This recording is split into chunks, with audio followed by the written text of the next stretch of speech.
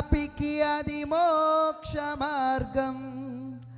నీ ప్రేమ నీ జాలి మధురాతి మధురం, ఎనలేని పాపి అది మోక్ష మార్గం.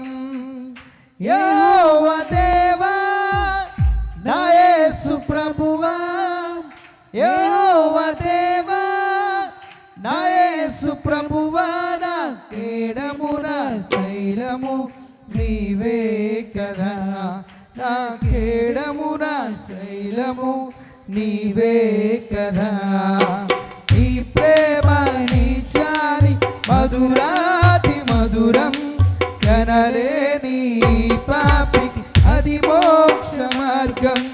నీ ప్రేమ నీ జాలి మధురాతి మధురం, కనలేని పాపికి అది మోక్ష మార్గం.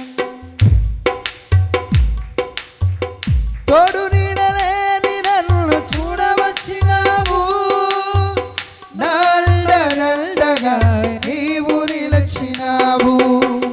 తోడు నీడలేని నన్ను చూడవచ్చినావు, నల్లగా నీవు నిలచినావు.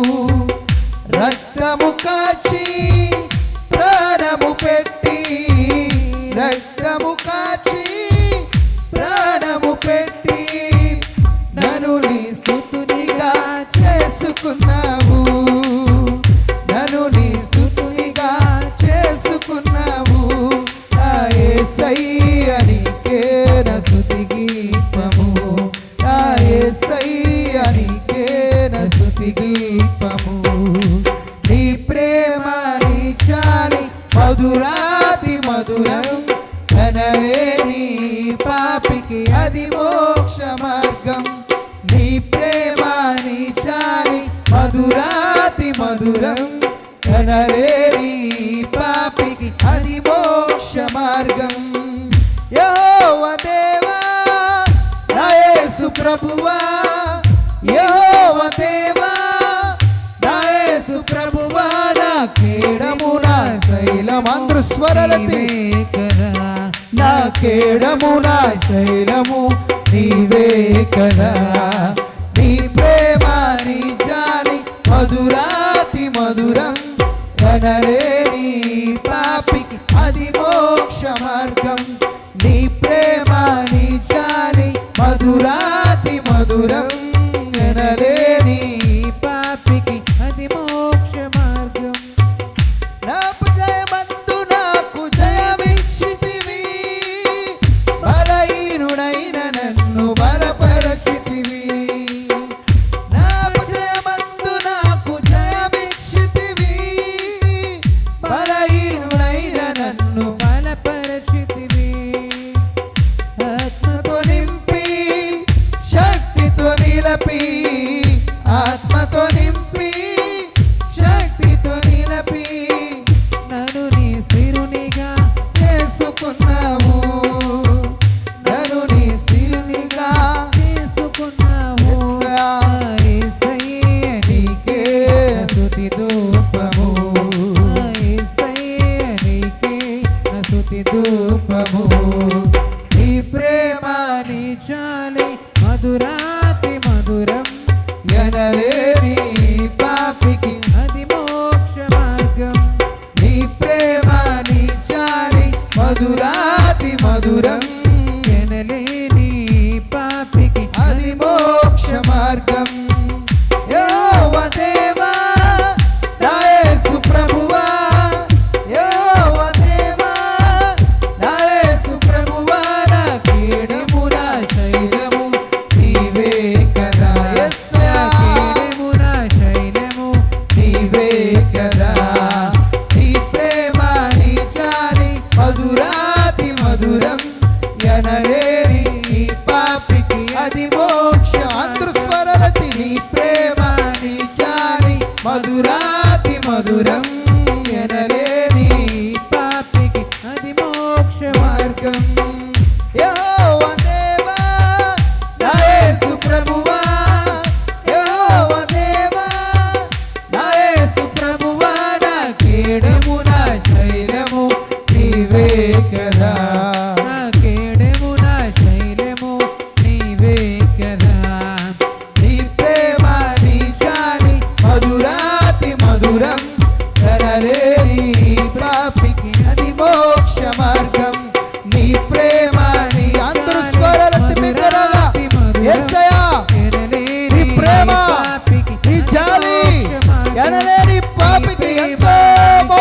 మార్గము యేసయ్యా.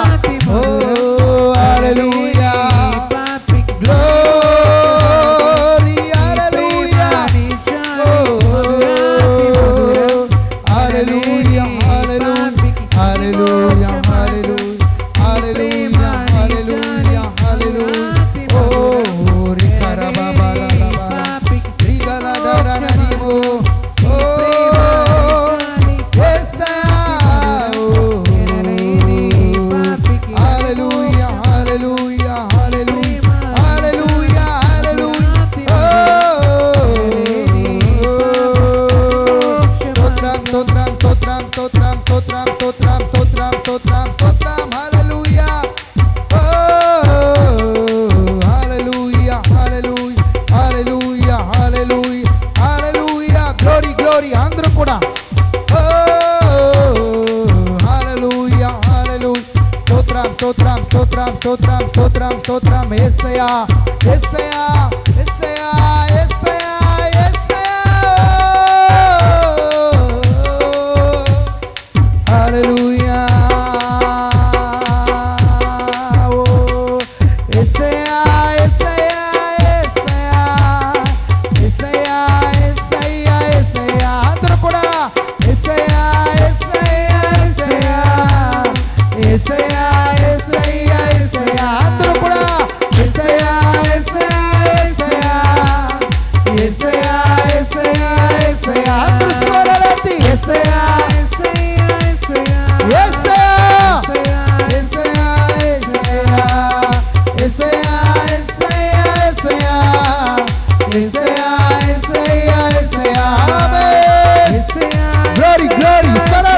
అందరూ బిగ్గరగా యేసయ్యా గట్టిగా చెప్పండి యేసయ్యా గట్టిగా యేసయ్య నిన్ను కనికరిస్తాడు యేసయ్య కృప చూపిస్తున్నాడు ఆయన వెలుగు ప్రకాశిస్తుంది ఆయన మహిమ ఇక్కడ ఉంది ఆయన సన్నిధానం ఇక్కడ ఉంది పరిశుద్ధాత్మ దేవుడు మన మధ్య సంచరిస్తున్నాడు విడుదల ఓ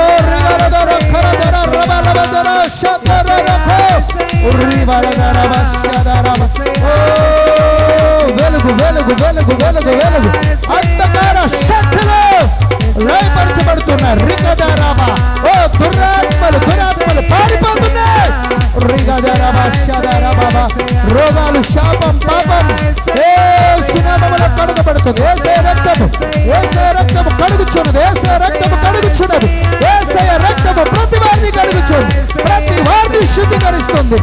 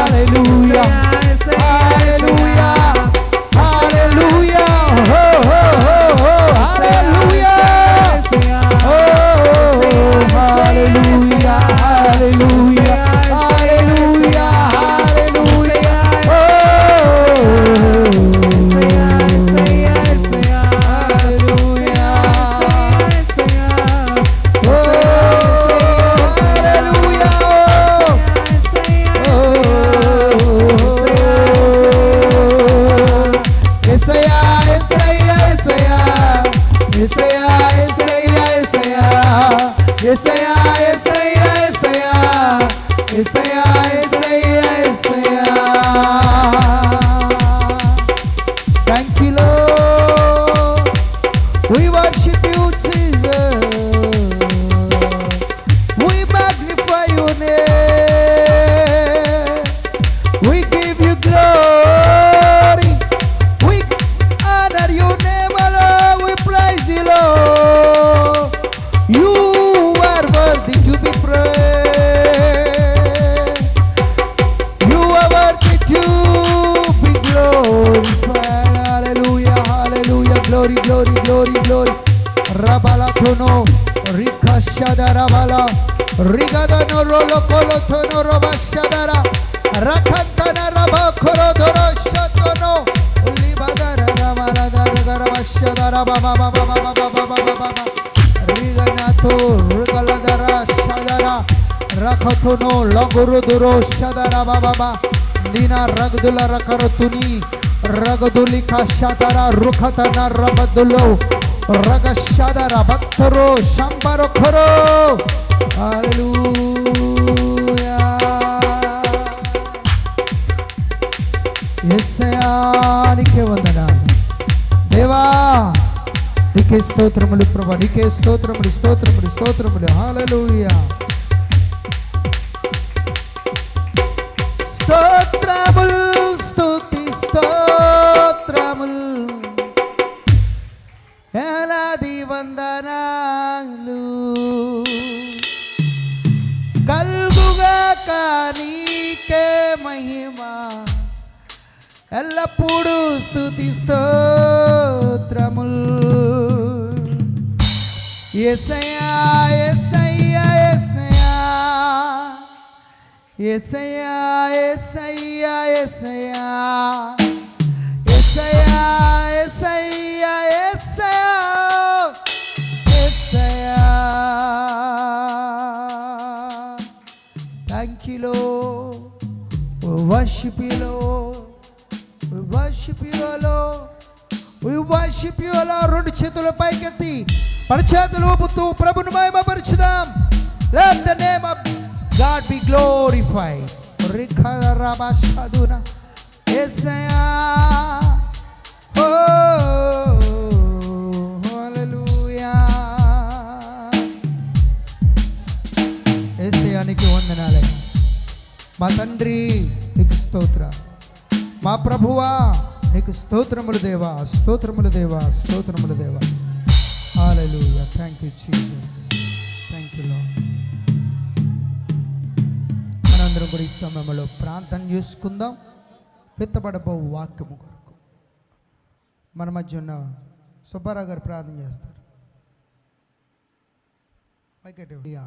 ఆశ్చర్యకరమైనటువంటి నామమునకు సదా మహిమ ఘనత ప్రభావములు ఇప్పుడు ఎల్లప్పుడూ మనందరి ద్వారా ఆరోపింపబడును గాక అందరూ చెప్దామా అందరూ హల్లెలూయా గట్టిగా దేవునికి స్తోత్రం హల్లెలూయా మన ప్రభువుకు మహిమ కలుగునుగాక మన రాజుకు మహిమ కలుగునుగాక లోకరక్షకుడైన యేసయ్యకు మహిమ కలుగునుగాక చాలా సంతోషం ప్రభు మనకిచ్చిన సమయాన్ని బట్టి దేవాతి దేవునికి మరొకసారి నిండు మనసుతో కృతజ్ఞతలు తెలియజేస్తూ ఉన్నాను. ప్రత్యేకంగా వచ్చిన మీ అందరికీ పేరు పేరు చొప్పున హృదయపూర్వకంగా వందనాలు. అలాగే గదుల ఎర్రాజు గారు వచ్చారు, వారికి ప్రత్యేక వందనాలు. రాజుబాబు గారికి ప్రత్యేక వందనాలు తెలియజేస్తున్నాను. చాలా సంతోషం. ఈ రాత్రి ప్రభువు లేఖనాలు మనం ధ్యానించుకుందామా? అందరూ రెడీ అండి? హల్లెలూయా, గట్టిగా హల్లెలూయా. సో దేవుని మాటలు మనం శ్రద్ధగా విందాం. 2019 నుంచి 2022 దరిదాపులుగా కరోనా అనేటువంటి మహమ్మారి ఎంత వేధించిందో మనకు తెలుసు. అయితే నేను ఒక విషయం చెప్తాను. కరోనా ఒక అంతుకు మేలు చేసింది, ఒక అంతుకు కీడు చేసింది. ఒక రకంగా చూస్తే కీడే, ఇంకొక రకంగా చూస్తే మేలు. ఈ రెండు కూడా తీసుకొచ్చింది. ఒక రకంగా ఎలా కీడు అని అంటే చాలామంది చచ్చిపోయారు. ఆప్తులైన వారు చాలామంది లోకాన్ని విడిచారు. అవి 8 లక్షల మంది కంటే ఎక్కువ చనిపోయారు మొత్తం ప్రపంచం అంతా. మన దేశంలో అయితే చాలామంది చనిపోయారు, కానీ మన దేశ పరువు పోద్దని చెప్పేసి చాలా తక్కువ లెక్కలు ప్రభుత్వం చూపింది. ఎందుకంటే ప్రభుత్వానికి చెడ్డ పేరు వస్తుంది. ఇంకెంత దారుణం అంటే యమునా నదిలో శవాలు గుట్టల గుట్టల కింద అందులో దొరికాయి చాలామందికి. అంటే కరోనా పేషెంట్స్ని అందరినీ కూడా ఎక్కడ వెయ్యాలో తెలియక యమునా నదిలో విసిరేశారు చాలామందిని. ఇలాంటి భయంకరమైన పరిస్థితులు జరిగినాయి. ఒక గోతులోనే 4-5 కలిపి కప్పెట్టడం, ఇలా చాలా విచిత్రమైన సిచ్యువేషన్స్ అన్నీ కూడా మనం ఆ కరోనా కాలంలో చూసాం. కొంతమంది చాలా డబ్బు కోల్పోయారు, హాస్పిటల్లోకి వెళ్ళి ఊపిరాడక లక్షల రూపాయలు ఖర్చు పెట్టిన వాళ్ళు ఉన్నారు. పాపం ఎప్పటి నుంచో వాళ్ళు పోగు చేసుకున్నాడు, ధనమంతా పోయింది. లేక కొంతమంది కరోనా వలన హాస్పిటల్ పాలయ్యి చాలా ధనాన్ని కూడా పోగొట్టుకున్నారు, చాలా అప్పుల్లో పోయారు. మరి కొంతమంది బై గ్రేస్ వారికి కరోనా వచ్చినా కోలుకుని మరలా ఆరోగ్యంగా ఉండగలిగారు. దేవునికి స్తోత్రం. ఇలాంటివి ఎన్నో జరిగినాయి.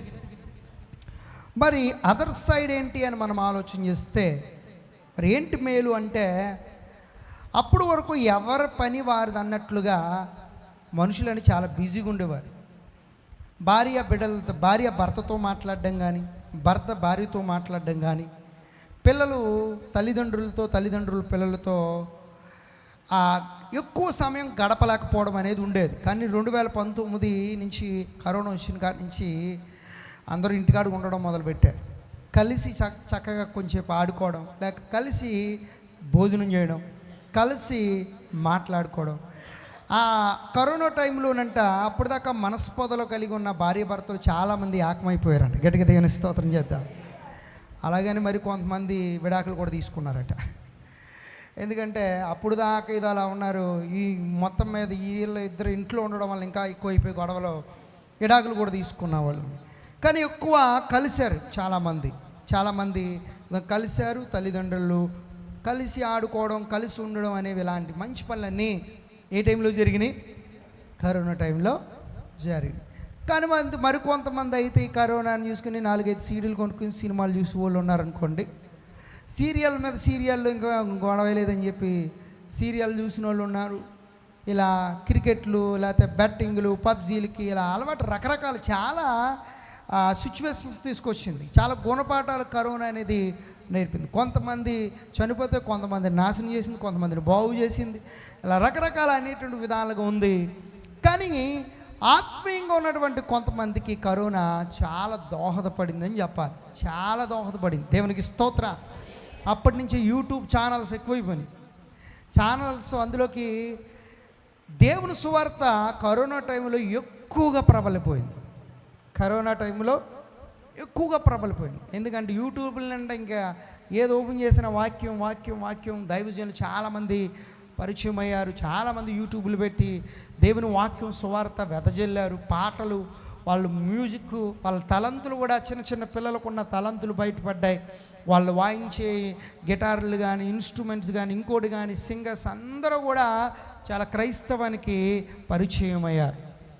అంతేకాదు ఇంకొక సంతోషించవలసినటువంటి విషయం ఏంటంటే, కరోనా టైంలో అమ్ముడవునటువంటి బైబిళ్ళు అండి అన్నీ కాదంట, కొన్ని లక్షల్లో అమ్ముడైపోయినట్టు గట్టిగా చెప్పలు కొడితే అనిస్తోత్రం చేద్దాం. ఎందుకంటే కరోనా టైంలో చాలామంది బైబిల్ చదవాలి, ఆధ్యాత్మికంగా ఎదగాలి అని, కరోనా అంటే భయమో మొత్తం మీద కలిమి చేతో, లేమి చేతో, భయము చేతో, లేక భయం లేకో మొత్తం మీద బైబిల్ చదవడం ప్రారంభించారంట. ఆమేన్. ఒక ఆయన బెంగాల్లో, ఆయన పేరు డొనాల్డ్ వయోక్లిప్. అందరూ చెప్పండి, డొనాల్డ్ వయోక్లిప్.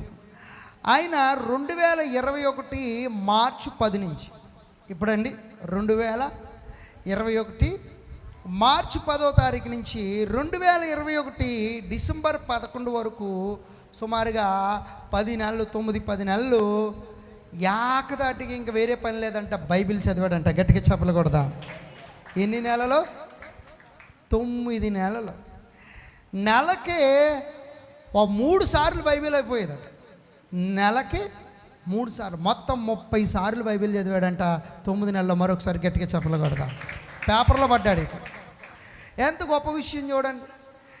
అంటే ఎందుకు అంత చదివాడంటే వాక్యానికి అంత విలువ ఇచ్చాడు, దేవుని మాటకు అంత విలువ ఇచ్చాడు. చూడండి ఎంత చక్కగా చదివాడు. 30 సార్లు అంటే మామూలు విషయము కాదు. నెలకు 3 సార్లు బైబిల్ కంప్లీట్ చేశాడంటే చాలా ఆశ్చర్యకరమైన విషయం. నేను అంటాను, ఈ డొనాల్డ్ వయోక్లిప్ అనేటువంటి వ్యక్తి చక్కగా, నువ్వు నెట్లో కొడుతూ వస్తుంది అది, ఓకే, ఆ వ్యక్తి చాలా చక్కగా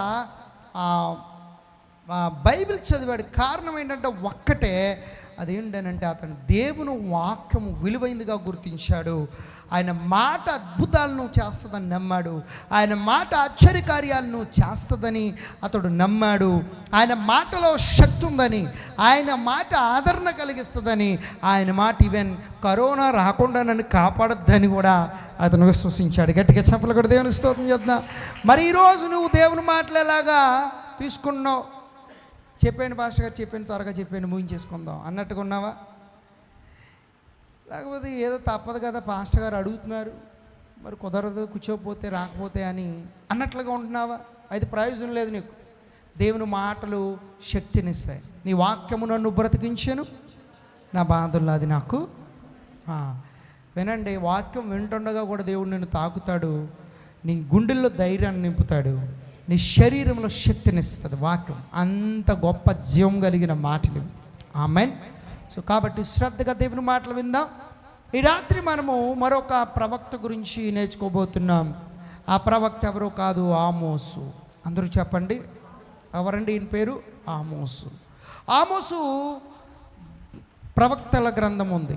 ఇది చిన్న ప్రవక్తలు. బైబిల్లో పెద్ద ప్రవక్తలు ఉన్నారు, చిన్న ప్రవక్తలు ఉన్నారు. పెద్ద ప్రవక్తలు 5. ఎవరు? యెషయా, ఇర్మియా, విలాపవాక్యములు, యెహెజ్కేలు, దానియేలు. ఈ 5 పెద్ద ప్రవక్తలు అంటారు. అక్కడి నుంచి ఆ 5 తర్వాత నుంచి మరలాకి వరకు కూడా ఏమంటారంటే చిన్న ప్రవక్తులు అంటారు. ఏంటండి? హోషియా నుంచి మలాకి చిన్న ప్రవక్తులు అంటారు. ఈ చిన్న ప్రవక్తలో ఒక ప్రవక్త ఆమోసు. చెప్పండి. ప్రవక్త అంటే దేవునికి మనుషులకు మధ్యవర్తిగా ఉండి దేవుని విషయాలు, దేవుడు బయలుపరిచిన సంగతులు, దేవుడిచ్చిన ప్రత్యక్షతను ప్రజలకు చెప్తే ఆ వ్యక్తిని ఏమంటారంటే ప్రవక్త అంటారు. ఏమంటారు? ప్రవక్త ప్రవచనాలు చెప్తాడు. ప్రవక్త ప్రవచనాలు చెప్తాడు. సో ఈ ఆమోసు గారు కూడా ఒక ప్రవక్త. చూడండి, మనము ఆమోసు గ్రంథము 1వ అధ్యాయము 1వ వచనాన్ని మొదటిగా మనం చదువుకుందాం. పరిశుద్ధాత్మ దేవుడు మనకు ఈ రాత్రి సహాయం చేయను గాక. యూదా రాజైన ఉజ్జియా దినములలోను. ఎప్పుడండి ఈయన ఎప్పుడు ప్రత్యక్షత వచ్చిందంటే యూదా రాజైన, యూదా ప్రాంతానికి ఎవరు రాజు? ఉజ్జియా. ఉజ్జియా గారు పరిపాలన చేస్తున్నప్పుడు, ఇంకో పేరు ఉంది దీనికి, అజర్యా. ఈయన పరిపాలన చేస్తున్న దినాల్లో నెక్స్ట్ ఇజ్రాయేలుకి ఎవరట? ఇజ్రాయేలు రాజుకు యెహోయాషు కుమారుడైన యెరోబాము. సో యూదాకి ఎవరప్పుడు రాజు? చెప్పాలి. యూదా ప్రాంతానికి ఎవరు రాజు? తెలంగాణకి ఎవరు రాజు అప్పుడు? తెలంగాణ అంటే యూదాని గుర్తుపెట్టుకోవాలి. ఓకే, లేదా మంద యూదా మంది. ఓకే, తూచి తెలంగాణ వాళ్ళది. మంది యూదా. తెలంగాణది ఇజ్రాయిల్ అనుకుందాం. అంటే ఇజ్రాయిల్ అనుకుందాం, మంచిది. సో గుర్తుగా ఇప్పుడు యూదా, ఇజ్రాయిల్. సో యూదాకి ఉజ్జియా, ఇజ్రాయేల్కి ఎవరు రాజు? యెహోయాషు కుమారుడైన నెబాతు కుమారుడైన యెరోబాము. ఒకటి మొదటి యెరోబాము, ఈయన రెండో యెరోబాము. ఈయన ఎవరు? యెహోయాషు కుమారుడు. గుర్తుంచుకోండి ఇలా. మొదటి ఒక యెరోబాము ఎవరు? నెబాతు కుమారుడు. ఇది రెండో ఆయన ఎవరు? చెప్పాలి. యెహోయాషు కుమారుడైన యెరోబాము. మంచిది. ఈ రాజుల పరిపాలనలో చూడండి, ఒక సంఘటన కూడా చరిత్రలో జరిగిన ఒక సంఘటన, సైంటిస్టులు ధృవీకరించిన ఒక సంఘటన ఏంటంటే భూకంపము కలిగింది. భూకంపము కలిగింది. ఎప్పుడంట? భూకంపము కలుగుటకు 2 సంవత్సరాల ముందు. ఎన్ని సంవత్సరాల ముందు? ఈ ఆమోసు గ్రంథ ప్రవచనాలన్నీ కూడా భూకంపానికి ముందు 2 సంవత్సరాలట. అంటే అక్కడ యెరూషలేములో లేక ఇజ్రాయెల్ దేశంలో ఏమొచ్చిందంటే అప్పుడు భూకంపం వచ్చింది. ఆమేన్. ఇది నిజమా అబద్ధమా అని సైంటిస్టులు దీన్ని పరిశీలన చేస్తే ధృవీకరించారు. ఎస్ అని చెప్పి గట్టిగా చెప్పకూడదా? బైబిల్ ఎప్పుడు కూడా బైబిల్లో చెప్పబడిన ప్రతి మాట కూడా నిరర్థకం కాదు. బైబిల్ చెప్పేది ఎప్పుడు కూడా సత్యం అనే విషయాన్ని మరొకసారి మనం గుర్తు చేసుకోవాలి. 2 సంవత్సరాల ముందు ఇజ్రాయేలును గూర్చి, ఎవరిని గూర్చి? ఇజ్రాయేలును గూర్చి తెకోవాలోని పశుల కాపరులో ఆమోసునకు కనబడిన దర్శన వివరము. అంటే ఈ గ్రంథమంతా కూడా ఆమోసు గారికి కనబడిన దర్శన వివరం. ఇదంతా దర్శనం అంటే ఒక ప్రత్యక్షత. ఎవరు ఇచ్చారు ఈ దర్శనము? దేవుడిచ్చారు. ఎవరిచ్చారు ఈ యొక్క ప్రత్యక్షత అంటే దేవుడిచ్చారు. ఎవరికి చెప్పండి? ఆమోసు అనే ప్రవక్తకు దేవుడిచ్చాడు అన్నమాట. సో ఈయన ప్రాంతము ఏ ప్రాంతము చెప్పండి? ఏ ప్రాంతము? తెకోవా. యెరూషలేముకి 12 మైళ్ళ దూరం, చిన్న పల్లెటూరు, పెద్ద గుర్తింపదగ్గ ఊరు కాదుమాట. ఇక్కడి నుంచి మనం కాండ్రేగలు వెళ్తే మధ్యలో ఏదో గుర్తించాం, సీతంపేట ఉంది. ఏం పేట? గుర్తించాం కదా, ఉంది కానీ అంత గుర్తించాం కదా. ఏదో మొత్తం ఇవన్నీ కలిపి కట్టుగా చూసుకుంటా వెళ్ళిపోతాం. గురపాలెం తర్వాత కాండ్రేగలు అన్నట్టుగా వెళ్తాం. మధ్యలో ఉన్నాయి గుర్తించుకోమంత. పోనీ గొల్లకుంట గుర్తించుకున్నా గురపాలెంలో కదా. సో కాబట్టి సీతంపేట అంత పెద్ద గుర్తించుకో. అలాగే తెకోవా అనే ఒక పల్లెటూరు. అంటే మనోడు పల్లెటూరు వాడు. ఎవరండి? పల్లెటూరి పడుచువాడు. రెండోది పశువుల కాపరి. ఎవరటైనా? పశువుల కాపరి. సో తెకోవా ఒకటి యూదా రాజైన ఉజ్జియా గారు కాలంలో ఇతడు ప్రవచనం చెప్పాడు. ఇజ్రాయేలుకి ఎవరప్పుడు? యెరోబాము గారు. ఎవరండి? మూడో విషయము, భూకంపానికి 2 సంవత్సరాల ఇద్దరు రాజుల కాలంలో ఇతడు ప్రవచించాడు. అది కాకుండా 3 ఎవిడెన్స్ ఇస్తున్నాడు ఇతడి పరిచర్య, ఇతని గురించినటువంటి తాలూకు. ఒకటి ఉజ్జియా యూదారాజు, 2 ఇజ్రాయెల్ రాజు అయినటువంటి యెరోబాము, 3 భూకంపానికి 2 సంవత్సరాలు ముందు అని. ఊరు పేరు కూడా చెప్పాడు, తెకోవా. ఏంటంటే ఏ ఊరు వాడంట? ఆమోసు తెకోవా. ఇక తర్వాత చూస్తే ఇతడు పశువుల కాపరి. ఇది ఇతనికి దేవుని ప్రత్యక్షత. భుజమ్మ గారు, దేవుని ప్రత్యక్షత కలిగింది. గట్టిగా చప్పట్లు కూడా దేవుని స్తోత్రం చెప్దాం. మంచిది. ఈ విషయాలు ఎంతకెంత విడమర్చి మీకు చెప్పానంటే గుర్తుండాలని అండి, గుర్తు ఉండాలి. మనము ఒక విషయాన్ని నేర్చుకున్నప్పుడు వింటాం కానీ మర్చిపోతాం మరలా. సో కాబట్టి మర్చిపోకుండా ఉండేలాగా మీకు మరలా ఎంపసైజ్ చేసి మీకు బాగా చెప్తున్నాను. దేవునికి స్తోత్రం కలుగునుగా. మంచిది. మొదటి పాఠం మనం నేర్చుకోవాల్సింది ఏంటంటే, ఆమోసు అనగా బరువు లేక భారము మోయువాడు. బరువు మోయువాడు, లేదా చెప్పండి అమ్మా, భారము మోయువాడు అని అర్థం. నిజంగా ఈ ఆమోసు యవన దశలో పశువులు మేపుకునే వాడికి దేవుడు పిలిచాడు. పిలుపుకు లోబడ్డాడు. పిలుపుకి ఏం చేశాడు? అయ్యో నేను పల్లెటూరు అన్ని కదా, నాదేదో చిన్న ఊరు తెక్కువ పెద్ద గుర్తింపదగింది, నేను అందులోకి నాకు చదువు రాదు, నేను చదువుకోలేదు, నేను పశువుల కాపరిని, ఇంకా మన 7వ అధ్యాయంలో చూస్తే మేడు పండ్లు ఏరుకునేటువంటి వాడిని, కాబట్టి నేను పెద్దగా నువ్వు పిలిచావు మంచిదే ప్రభువా, మరి నువ్వు పిలిచినప్పటికీ నేను నా స్థితి గొప్పది కాదు అని తప్పించుకోవచ్చు. కానీ తప్పించుకోలేదు. నిజంగానే దేవుని కాడిని భుజాల మీద వేసుకున్నాడు. దేవుని కాడిని భుజాల మీద వేసుకున్నాడు మాట. దేవుని భారం భరించడానికి సిద్ధమయ్యాడు. యేసుప్రభువు వారు అన్నారు కదా, ప్రయాసపడి భారము మోయిచున్న సమస్త జనులారా నా యొద్దకు రండి. భారము మోయిచున్న జనులారా ఎక్కడికి రండి? నా వద్దకు రండి. నేను మీకు ఏం కలగజేస్తాను? ఏం కలగజేస్తాడు దేవుడు చెప్పండి? విశ్రాంతి కలగజేస్తాడు. అంతే కదా అన్నాడు. నేను నా వద్దకు వచ్చి మీరు ఏం చేయండి? నేను దీర్ఘశాంతుడను, సాత్వికుడను, ఏంటండి నేను మొదటిది దీర్ఘశాంతుడు, తర్వాత సాత్వికం కలిగిన వాడు, దీన మనసు కలిగిన వాడిని కనుక నా కాడు ఎత్తుకోండి. ఇదిగో నా కాడు ఎలా ఉంటుంది చదవండి ఆ మాట. నేను సాత్వికుడను, దీన మనసు గలవాడును గనక ఇదిగో నీ మీద, ఎవరి మీద? మీ మీద నా కాడి ఎత్తుకోండి. మీ మీద నా కాడి వెత్తుకుని నా యుద్ధ నేర్చుకోండి. హల్లెలూయా. ఆయన కాడు ఎలా ఉంటుందంట? సులువుగా ఉంటుందంట. కాడు మోయడం సులువుగా ఉంటుందండి. ఎద్దులను అడిగితే వెళ్తుంది, అంతే కదండి. అంటే రైతు బిడ్డలు ఎద్దులను అడిగితే చెప్పిద్ది కాడి బరువు ఏంటో, దానికే తెలుసు. కానీ ఈ కాడు ఉందే, ఎద్దులు మోసేటువంటి కాడి లాంటి కాడి కాదు. ఇది సులువు. ఏంటండి? ఆయన ఎలా సులువుగా మోయాలో చెప్తాడట. ఆయన సాత్వికుడు, దీన మనస్సు కలిగిన వాడు గనుక ఆయన దగ్గరకు వచ్చి మనం నేర్చుకుంటే ఆయన కాడి ఎలా మోయాలో మనకు చెప్తాడు. ఇప్పుడు గమనించండి, భారము మోయు వాళ్ళని రమ్మంటున్నాడు ఆయన. ఎవరిని? భారము మోయవాళ్ళు. సో మోయడానికి ఇష్టపడుతున్నాడు. దేవుని రాజ్య కాడి అంటే ఆయన సువార్త, ఆయన పరిచర్య. ఆయన సువార్త, ఆయన పరిచర్య అనేది మామూలు విషయమే కాదు, చాలా కష్టతరమైంది. దేవునికి స్తోత్రం. మామూలు విషయమేమి కాదు, కానీ దేవుని దగ్గరకు వచ్చి నేర్చుకుంటే అది సులువుగా ఉంటుంది అంటున్నాడు.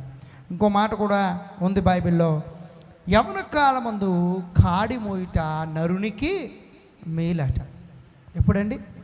యవన కాలంలో ఉన్నప్పుడు ఒక మనిషి కాడి మోస్తే అది నరునికి మేలని చెప్పి లేఖనాలు సెలవిస్తున్నాయి. కాడి అనంటే దేవుని రాజ్య భారము. దేవునికి స్తోత్రం. ఇక్కడ గమనిద్దాం. ఇప్పుడు ఆమోసు అనే మాటకు అర్థం ఏంటంటే భారము మోయేవాడు లేక బరువులు మోసేవాడని అర్థం ఇస్తుంది. దేవునికి స్తోత్రం. బరువు అంటే ఎంతమందికి ఇష్టం అండి? ఇక్కడ చెప్పండి. భారం అంటే ఎంతమందికి ఇష్టం? ఇక్కడ ఎవరికి ఇష్టంలే, ఎవరికి ఇష్టంలే. ఒక 100 కేజీలు నెత్తి మీద పెట్టుకుని మోయాలంటే మామూలు విషయం అండి? చెప్పండి దావీదు గారు, మామూలు విషయమా? లేదు. గడ్డి మోపు మోయలేకే మీరు ఏం కొనుక్కున్నారు చెప్పండి? బండి కొనుక్కున్నారు, అవునా? దేవునికి స్తోత్రం. ఎందుకు మోయలేక? అంత దూరం నుంచి ఇక్కడికి తేవాలంటే కష్టం కనుక. మనిషి బరువు మోయడానికి ఎప్పుడు ఇష్టపడు. ఉదాహరణకు ఈ మొబైల్ ఎంత బరువు ఉంటుందండి? అదైనా బరువా? ఇది ఇలా పట్టుకుని ఎంతసేపు ఉంటాను నేను? ఎంతసేపైనా ఉంటాను, ఉన్నాం. కొంచెంసేపటికి బరువు అయిపోద్ది. చెయ్యి ఏమైపోద్ది అమ్మ? చెప్పండి, ఏమవుద్ది? బరువు అయిపోద్ది. ఇది వస్తువు చిన్నదే, ఇలా పట్టుకుని ఉండాలంటే కష్టం మాట. ఈ బైబిల్ అయినా అండి ఇలా పట్టుకుని ఉండాలంటే ఎంతసేపు ఉంటావు? అబ్బాయి నేను ఉంటానండి, అంత బరువు అండి అని అన్న వాళ్ళు ఎవరిని ఉంటే దయచేసి ఎత్తండి. మరలా వాక్యం అయిన తర్వాత దించండి. ఎవరైనా ఉన్నారు ఇక్కడ? ఇప్పుడు బైబిల్ చేతితో పట్టుకుని వాక్యం అయిన తర్వాత దించండి. ఎవరైనా ఉంటారా అలాగా? సుబ్బారావు గారు పట్టుకుంటారా? అంటే చూడండి, ఇంత బరువు లేనిదే మనం ఏం చేయలేము, పట్టుకోలేము. బరువు మోయడము చాలా చాలా కష్టం, గుర్తుంచుకోండి, చాలా కష్టం. కానీ ఆమోసు గారట దేవుని బరువు, దేవుని రాజ్య భారమును మోసినటువంటి వ్యక్తిగా ఉన్నాడు. ఆమేన్. మనందరికీ తెలుసు కర్ణం మల్లేశ్వరి. ఎవరు? కర్ణం అమ్మ చెప్పండి. కర్ణం మల్లేశ్వరి కాదు. ఎవరు? కర్ణం మల్లేశ్వరి. కర్ణం మల్లేశ్వరి వెయిట్ లిఫ్టర్ అన్నమాట. ఆమె వెయిట్ లిఫ్టింగు మీకు చూసారా ఎప్పుడన్నా? వెయిట్ లిఫ్టింగు బరువు ఇలా ఎత్తే వాళ్ళని ఎప్పుడన్నా చూసారా? వాళ్ళు ఏం అటు ఒక చక్రం అలా ఇనుపుది ఉంటుంది, ఇటువైపు ఒక ఇనుప చక్రం ఉంటుంది, మధ్యలో ఒక ఓస ఉంటుంది, దాన్ని పట్టుకుని లేపాలి. ఆవిడ ఎప్పటి నుంచో కొన్ని గుడ్లు పాలు ఇవన్నీ బాగా తిని కండలు పెంచుకుని కండలు బాగా పెంచుకుని ఆమె ఆ పోటీల్లో ఏం చేస్తుందో తెలుసా? జస్ట్ ఇలా పట్టుకుని అలా ఎత్తి వాళ్ళు దింపేది, టప్పని పడేది. ఏంటండి? అగో చూడండి, అది ఆవిడే ఏం చేస్తుంది? అంత పట్టుకుని ఒక గంట ఉండమానండి. ఆగమ్మ ఫోటో తీసుకుంటాను ఒకసారి, అలాగే పట్టుకుని ఉంటే ఉండదు. మీడియా వాళ్ళు ఆగమ్మ ఫోటోలు తీస్తున్నామంటే కుదరదు. ఇన్ని సెకండ్స్ అంతే, జస్ట్ ఒక 3-4 సెకండ్స్ ఇలా ఎత్తి ఇలా చేతుల మీద ఎత్తి అలా పడద్ది అంతే. అంతేగాని ఆగమ్మ అంటే దెబ్బకి ఇంక ఆగడానికి ఏముండదు. ఆ తర్వాత అది వచ్చి మీద అడిపోద్ది. ఆ తర్వాత ఇంక ఆగమని ఆగకుండా ఎక్కడికి వెళ్ళిపోతారు. సో కాబట్టి చాలా కష్టం. ఆ బరువు మోయాలంటే మనకు చాలా చాలా కష్టమైనటువంటి విషయాన్ని మనం గమనించాలి. గట్టిగా దేవునికి స్తోత్రం చెప్దాం. ఈరోజు చాలా కుటుంబాల్లో, చాలా జీవితాల్లో వారు బరువులు భారాలు ఎక్కువైపోయినాయి. బ్రతుకులను ఏడ్చలేకపోతున్నారు. బ్రతుకులను ఏం చేయలేకపోతున్నారు? ఏడ్చలేకపోతున్నారు. మన జీవితం బండిలాగుంటే ఆ బండిని, బ్రతుకు జట్కా బండిని రాజుబాబు గారు అంతే కదా, ఏడ్చలేకపోతున్నాం. ఎంత అనుకున్నా కానీ ఈ సంవత్సరం తర్వాత ఇంకో సంవత్సరం రాదేమో అనుకునేదానికి ఏమీ లేదు. అలాగేమీ లేదు. ఏదో బరువు, ఏదో బాధ్యత, ఏదో భారము మనిషిని వెంటాడుతూనే ఉందండి. మనిషిని ఒకవేళ 100 కేజీల బరువు నెత్తి మీద పెట్టుకున్నా మోసేచ్చేమో కానీ కుటుంబ బరువు, కుటుంబ భారము అనేది చాలా చాలా కష్టమైపోతుంది. గట్టిగా దేవునికి స్తోత్రం చెప్దాం. హల్లెలూయా. అయితే ఈరోజు మన దేవుడు అంటున్నాడు, నీ భారము యెహోవా మీద మోపుము. హల్లెలూయా. ఎవరి మీద మోపుము? యెహోవా మీద మోపు. ఆయనే దాన్ని ఏం చేస్తాడు? భరిస్తాడు. నీకున్నటువంటి చింత ఆయన మీద వేయి, నీ మార్గాలు ఆయనకు అప్పగించు, నీ బరువు నీ భారం అంతా ఆయన మీద వేయి. దేవుడు ఏం చేస్తాడు చెప్పండి? మోస్తాడు. హల్లెలూయా. నా బరువు నా బాధ్యత, నా బరువు నా బాధ్యత, నీ పాద చింత తిని నీ పాద చింత హల్లెలూయా నుంచి తిని నీతోనే ఉండుటయే నా జీవితమంతయా, నీ చిత్తం నెరవేర్చుటయే హృదయ తపనయ్యా. యేసయ్యా నిన్నే కదా నా ముందు నిలిపేను. యేసయ్యా నిన్నే కదా నా ముందు నిలిపేను. నీతోనే ఉండుటయే నా జీవితమంతయా, నీ చిత్తం నెరవేర్చుటయే హృదయ తపనయ్యా. దేవునికి స్తోత్రం. ఈరోజు మనిషికి ఉన్నటువంటి భారము బాధ్యతలు ఎక్కువైపోతుంది. యేసయ్య దగ్గర పెట్టు, ఆయన పాదాల చెంత పెడితే ఆయన ఏం చేస్తాడు చెప్పండి? మోస్తాడు. ఆమేన్. అదే బరువైన ఒక సమస్య, ఒక శోధన, కుమార్తెకు పెళ్లి చేయాలి, బలహీనతలు, రోగాలు, అప్పులు, ఆర్థిక ఇబ్బందులు, కన్నీళ్ళు, కడగండ్లు, దుఃఖం, ఇవన్నీ మనిషిని భారభరితమైన హృదయంగా మార్చేస్తున్నాయి. అలాగండి, అది మన నెత్తి మీద ఉండేటువంటి బరువు కాదు, కానీ మన హృదయములో ఉండే ఆ బరువు భారం ఎక్కువైపోతుంది. అయితే ఈ భారము ఎవరి మీద మోపాలి చెప్పండి? దేవుని మీద మనం మోపాలి.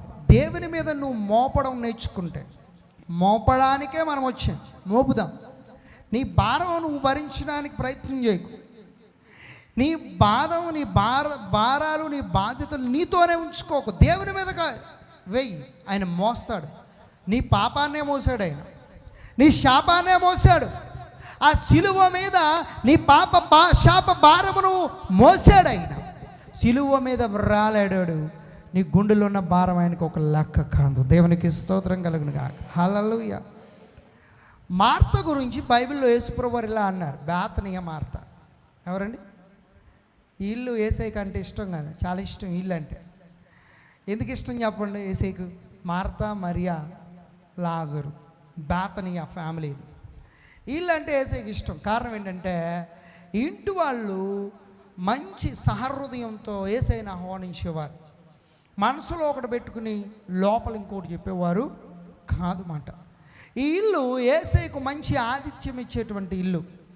ఈ ఇల్లు ఇంటి వారు యేసయ్య మాటకు కట్టుబడేవారు. ఆయన మాటకు తిక్కరించేవారు కాదు, వ్యతిరేకించేవారు కాదు. ఏ ఆలోచన అయినా యేసయ్య దగ్గర తీసుకునేటువంటి వారు. ఏ సమస్య అయినా యేసయ్యకు చెప్పేటువంటి ఇల్లు అది. ఏ బాధ్యత అయినా, ఏ భారమైనా, ఏ కష్టమైనా యేసయ్యకు చెప్పుకునేటువంటి ఇల్లు అది. దేవునికి స్తోత్రం. మరి నీ ఇల్లు ఎలా ఉంది ఈరోజు? నీ ఇల్లు ఎలా ఉండాలో తెలుసా? యేసయ్యను ఆహ్వానించే ఇల్లుగా ఉండాలి. యేసయ్య ఆలోచన తీసుకునేటువంటి ఇల్లుగా ఉండాలి. యేసయ్య అడుగు జాడలో నడిచే ఇల్లుగా ఉండాలి. యేసయ్య ఆలోచన తీసుకుంటూ ఏ భారమైనా బాధ్యత అయినా ఆయనకు అప్పగించే ఇల్లుగా, ఆయన ఆహ్వానించే ఇల్లుగా నీ ఇల్లుంటే, ఈ యొక్క బేతనీయ కుటుంబమైనటువంటి మరియా, మార్త, లాజరు ఇంటిలో అద్భుతం జరిగినట్లుగా యేసయ్యని ఇంట్లో అద్భుతం చేస్తాడు. నమ్మిన వారి గట్టిగా చెప్పలు కూడా దేవునికి స్తోత్రం చెప్తా. హల్లెలూయా. ఒక రోజున యేసయ్య ఇంటికి వెళ్తే మరియా వచ్చి యేసయ్య పాదాల దగ్గర కూర్చుని వెంటంది. మార్త గారు విస్తారమైన, అమ్మ చెప్పండి ఏంటండి, విస్తారమైన పనులు పెట్టుకుందంట. పెట్టుకుని వాటికి కొంచెం ఫ్రస్ట్రేషన్ వచ్చేసింది, ఆమె చింతిస్తుందంట. విస్తారమైన పనులు పెట్టుకుని ఏం చేస్తున్నావు నీలో, ఆమెలో ఆయన మదన పడుతూ చింతిస్తుందంట. చింత అంటే ఒక విషయం గురించి బాధతో, దుఃఖంతో, కన్నీళ్ళు విడుస్తూ ఆలోచన చేయడం. ఎంతమంది, చాలామంది జీవితాలు ఎలాగ ఉన్నాయి, ఒక విషయం కోసం భారభరితమైన హృదయంతో చింత కలిగి బాధతో, దుఃఖంతో, ఏడుస్తూ, కన్నీళ్ళు విడుస్తూ కొంతమంది రాత్రులు అలాగే పడుకునే వాళ్ళు ఉన్నారు. ఇక్కడ కూడా ఉన్నారని పరిశుద్ధాత్మ దేవుడు చెప్తూ ఉన్నాడు. చాలామంది ఉన్నారు ఏడుస్తూ పడుకునేవారు, చింతిస్తూ పడుకునేవారు, బాధతో పడుకునేవారు ఉన్నారు, రోధిస్తూ పడుకునేవారు ఉన్నారు. కానీ నా యేసయ్య వాటి నుంచి విడిపించగలను నువ్వు నమ్మితే. దేవునికి స్తోత్రం. హల్లెలూయా. ఈమె అనేకమైన పనులు పెట్టుకుని ఏం చేస్తుందంట, అనేకమైన పనులు అంటే అనేకమైన, అక్కడేం విస్తారమైన రాయబడిందో చదవండి ఒక చూడండి. మార్త అంట విస్తారమైన ఏ పనులు చెప్పండి అమ్మ, విస్తారమైన పనులు ఉన్నాయా పెట్టుకుందా? అమ్మ చెప్పండి. పని ఉందండి అన్నది అది వేరు, పనులు పెట్టుకోవడం వేరు. పెట్టుకోవడం అంటే అవసరమైన పని, అవసరం లేని పని, అనవసరమైన పనులన్నీ పెట్టుకుందండి. అనవసరమైన పనులన్నీ పెట్టుకోండి. కొంతమంది అలా ఉంటారు, అనవసరమైన పనులన్నీ పెట్టుకుని మదన పడతారు, బాధతో ఉంటారు, కుమిలిపోతారు. పైగా హృదయం చాలా బాగలేదండి, భారంగా ఉందండి, బరువుగా ఉందండి, హృదయం ఏమెక్కేసిందంటారు, బరువెక్కేసిందని అంటూ ఉంటారు. భారభరితమైన హృదయంగా మారిపోతుంది చాలామంది. ఈమె కూడా అలాగ ఉంది, హృదయంలో భారం, ఎన్నో పనులు పెట్టేసుకుని ఫ్రస్ట్రేషన్ వచ్చేసింది. గుర్తుంచుకోండి, నీ హృదయంలో ఉన్న భారము, నీ హృదయంలో ఉన్న బరువు.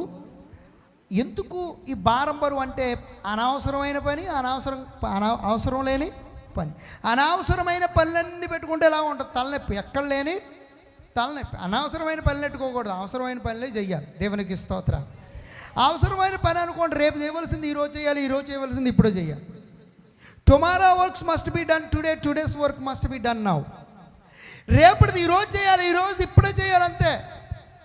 అంతేగాని అవసరం లేని పనులేమో కొంతమంది చూస్తే ఎలా ఉంటుందంటే, అవసరం లేని పనులన్నీ ముందు చేస్తారు, అర్జెంట్ పనులు, అవసరమైన పనులన్నీ ఆ తర్వాత తొందరపడిపోయి చేయాలనుకుంటారు, గబగబ. ఫ్రస్ట్రేషన్ ఇప్పుడు ఏమొస్తుంది చెప్పండి, భారభరితమైన హృదయానికి, చింతిస్తున్న హృదయానికి ఫ్రస్ట్రేషన్ ఎక్కువ వస్తుంది. కోపం వచ్చి ఏసైనా ఏమందో చూడండి, ఏమంది, ఇదిగో నేను ఒంటరిగా పని చేయుటకు. నా సహోదరి ఏం చేసింది, నన్ను విడిచిపెట్టింది. మరియాము నీ పాదాల దగ్గరకు వచ్చి కూర్చుంటుంది, నా సహోదరి నన్ను విడిచిపెట్టేసింది, నేను ఒంటరిగా పని చేస్తున్నాను. నేను ఎలా పని చేస్తున్నాను, నీకేమీ లేదు. ఎవరిని అంటుందండి నీకు చింత లేదని?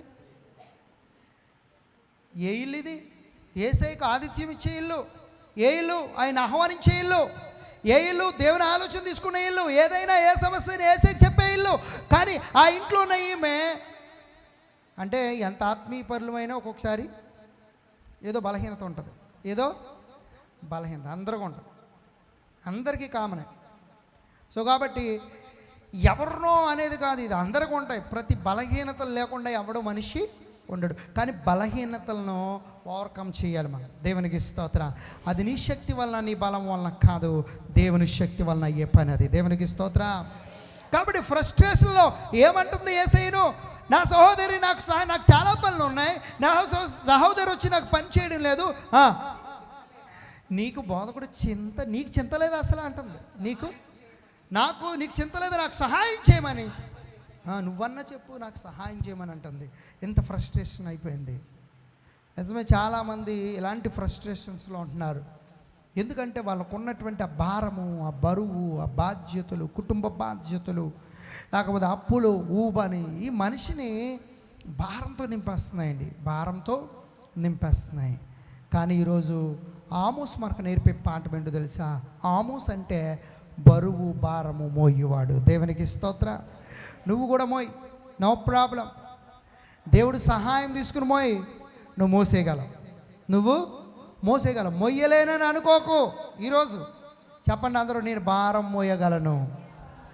మరలా చెప్పాలి, నేను భారం మోయగలను. మరలా చెప్పండి, నేను బరువు మోయగలను.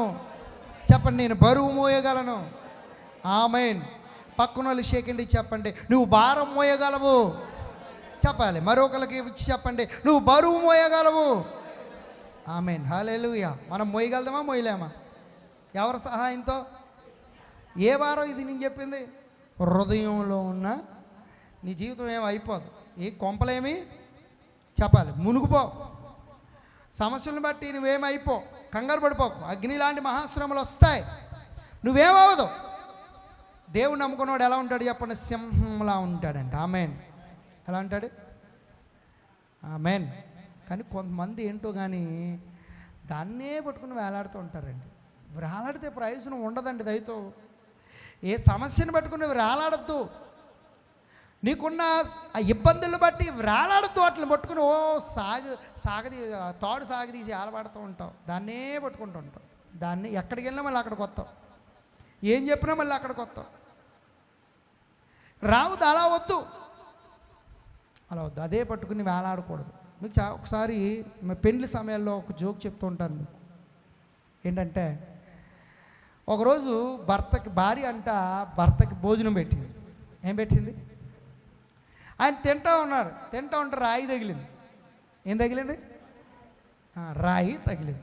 ఆయన అన్నాడంట, ఏ కళ్ళున్నాయిగా, సరిగ్గా చూసి అరడం తెలియదా అన్నాడంట. ఏమన్నాయి? కళ్ళున్నాయి కదా, అరడం తెలియదంట. ఆమె ఏమన్నదంట, పళ్ళున్నాయి కదా 36, నవ్వడం తెలియదా అన్నదంట.